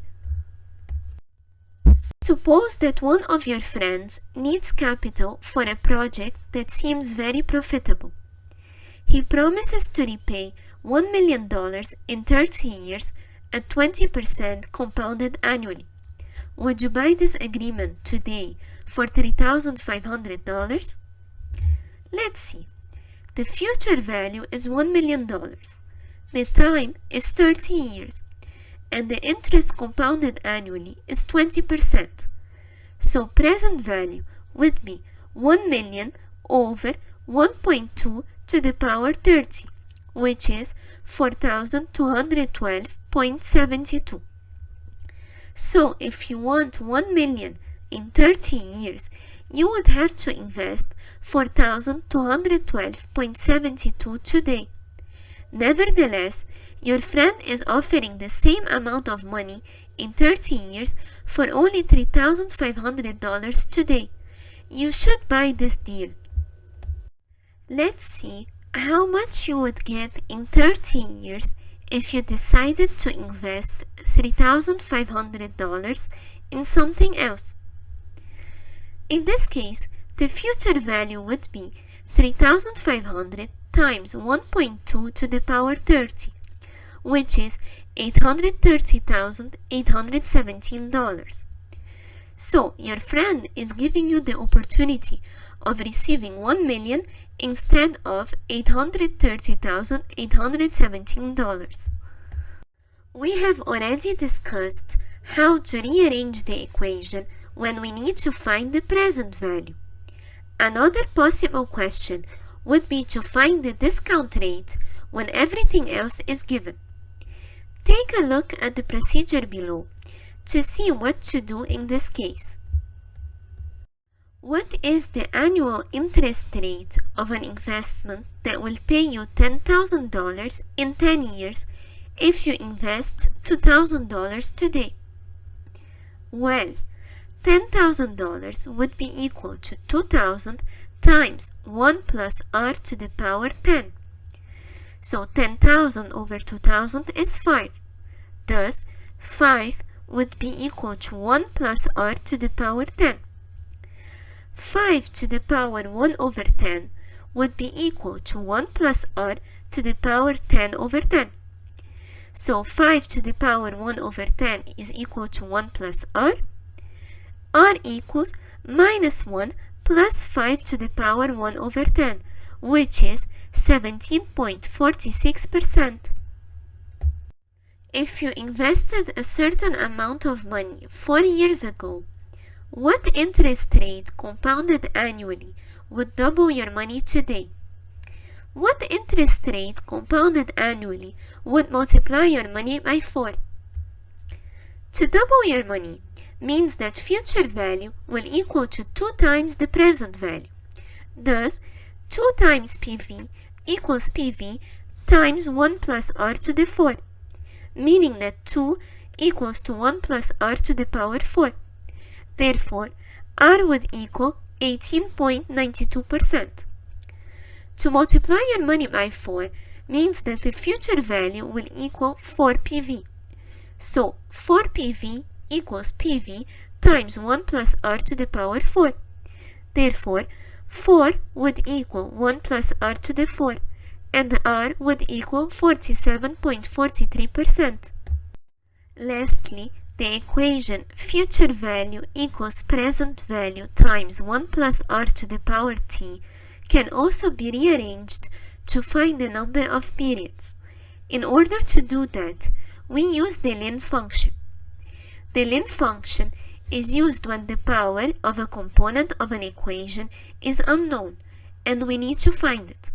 Example, 2 to the x is 100 and we need to find x.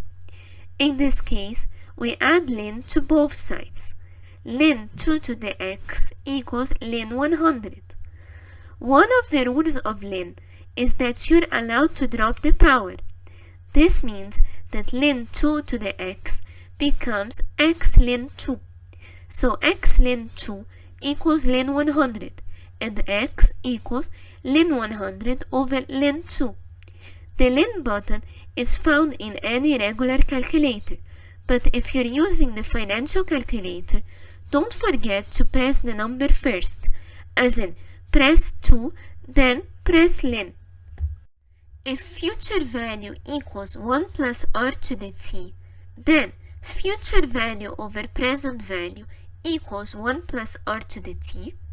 Ln future value over present value equals ln 1 plus r to the t.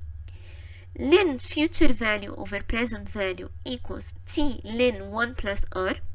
So t equals ln future value over present value over ln 1 plus r. Let's say that you're willing to buy your dream house, which costs $400,000. To do that, you're given the option to invest $200,000 at 10% compounded per year. How many years do you need to wait before being able to buy your house? So, $400,000 is the future value, $200,000 is the present value, and 10% is the R. We need to find T.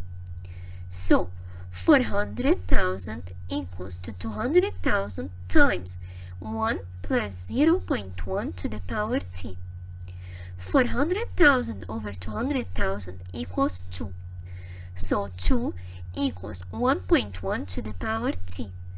Ln 2 equals ln 1.1 to the power t. Ln 2 equals t ln 1.1. So t equals ln 2 over ln 1.1, which is 7.27 years.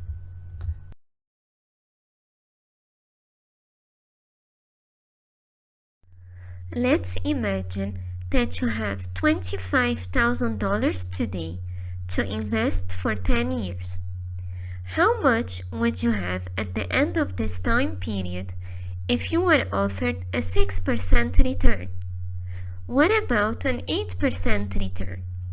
What would be the additional interest earned at 8%? Well, the present value is $25,000 in both cases, and the time is 10 years in both cases. R is either 6% at first or 8% later on.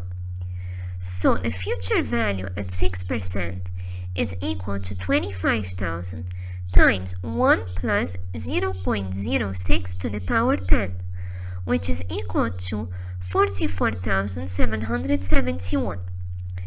The future value at 8% equals to 25,000 times 1 plus 0.08 to the power 10, which is 53,973. To find the additional interest at 8%, we simply do the future value at 8% minus the future value at 6%, which is equal to $9,202. Your father plans to give you a $15,000 gift when you finish med school 3 years from now. Once you receive this amount, you intend to invest it at 10% compounded annually to receive $110,836. Calculate how much time you will have to wait starting from today.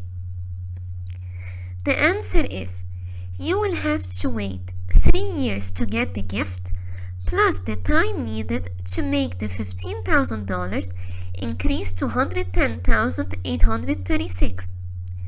In order to find the time needed to make the money increase, we follow the formula time equals to ln future value over present value over ln 1 plus r, which is ln $110,836 over $15,000 divided by ln 1.1, which is 21 years. Thus, you will have to wait 21 plus 3, which is 24 years. If throughout 24 years, $5,000 became $20,000, find the annual rate given. The annual rate is R. Future value is $20,000, present value is $5,000, and T is 24. Therefore, $20,000 equals to $5,000 times 1 plus R to the power 24. By solving this equation, we get R to be 5.95%. Imagine that the $3,000 that you are going to receive now will only be yours 3 years from today. You decided that after this time elapses and you finally get the money, you will invest them at 10% compounded annually for 10 years. Calculate how much you will have 13 years from now. So, for the first 3 years, you won't have anything since you did not receive the money yet. When you receive it, you will have to invest it for 10 years. So the future value will be 3,000 times 1.1 to the power 10, which is 7,781. Thus, in 13 years, you will have 7,781. You have $1,000 and decide to deposit it at your local bank, which will pay you a 5% return rate. Your friend gives you another idea instead. You can invest $1,000 today and receive $1,300 in 4 years. What is the interest rate that your friend is offering, and which investment would be best for you? If you're gonna receive 1,300 in 4 years, 1,300 is your future value, 1,000 is your present value, and t is 4. Therefore, by solving this equation, you get r to be 6.78%. Nevertheless, in the local bank, you're gonna receive only 5% return. Since your friend is offering a higher interest rate, you should choose his investment. Today is your 20th birthday. You received $100 from your mother and decided to invest it at a 15% annual compounded interest rate so as to have $200. How old will you be when this goal is achieved? In this case, $200 will be your future value, $100 is your present value, and 0.15 is r. Therefore, 200 equals 100 times 1 plus 0.15 to the power t. By solving this equation, we get t to be 4.96 years. Since today is your 20th birthday, you will be almost 25 years old by the time your goal is achieved. Assume that you will retire 30 years from now. To guarantee that you will have a good amount of money by then, you decide to invest $1,000 at a 15% interest rate. Nevertheless, you're unsure if you should invest this amount now or 10 years from now. How much more money you will have in 30 years if you invest it now? The answer is, if you invest it now, you will have your money in 30 years.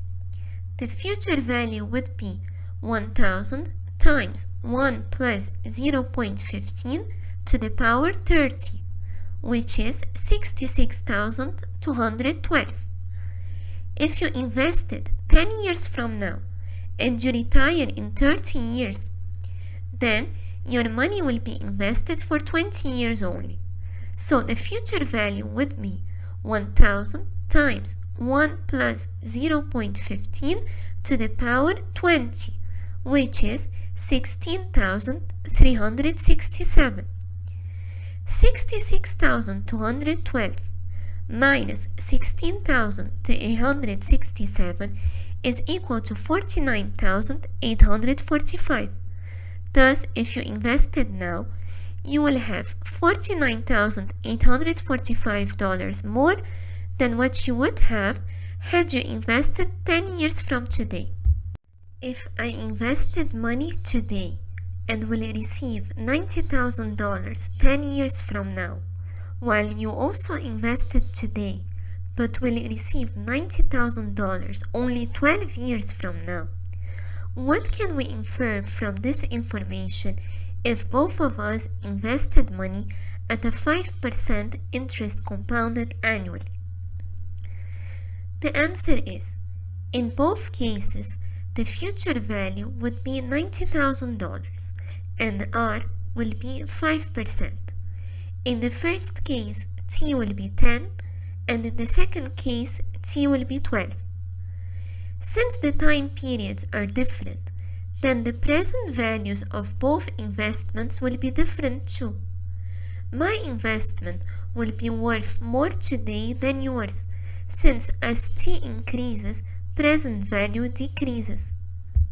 If I deposited $3,000 today at a 10% interest rate for 10 years, and you would like to have the exact same amount as me by the end of 10 years, but at a 15% interest rate, how much less money do you need to deposit? So, if I deposited $3,000 today at a 10% interest rate for 10 years, I would have 3,000 times 1 plus 0.1 to the power 10, which is 7,781.23. I would have this much by the end of 10 years. If you would like to have the same amount by the end of the 10 years at a 15% interest rate, your present value today would equal to 7,781.23 over 1 plus 0.15 to the power 10, which is 1,923.4. Thus, you would only need to deposit $1,923.4 instead of the $3,000 that I deposited. 3,000 minus 1,923.4 is equal to 1,076.6. This is $1,076.6 less than what I needed to. Back in 1910, a competition took place and its winner was rewarded with $250. In 2010, that same competition took place, but this time its winner was rewarded with $50,000.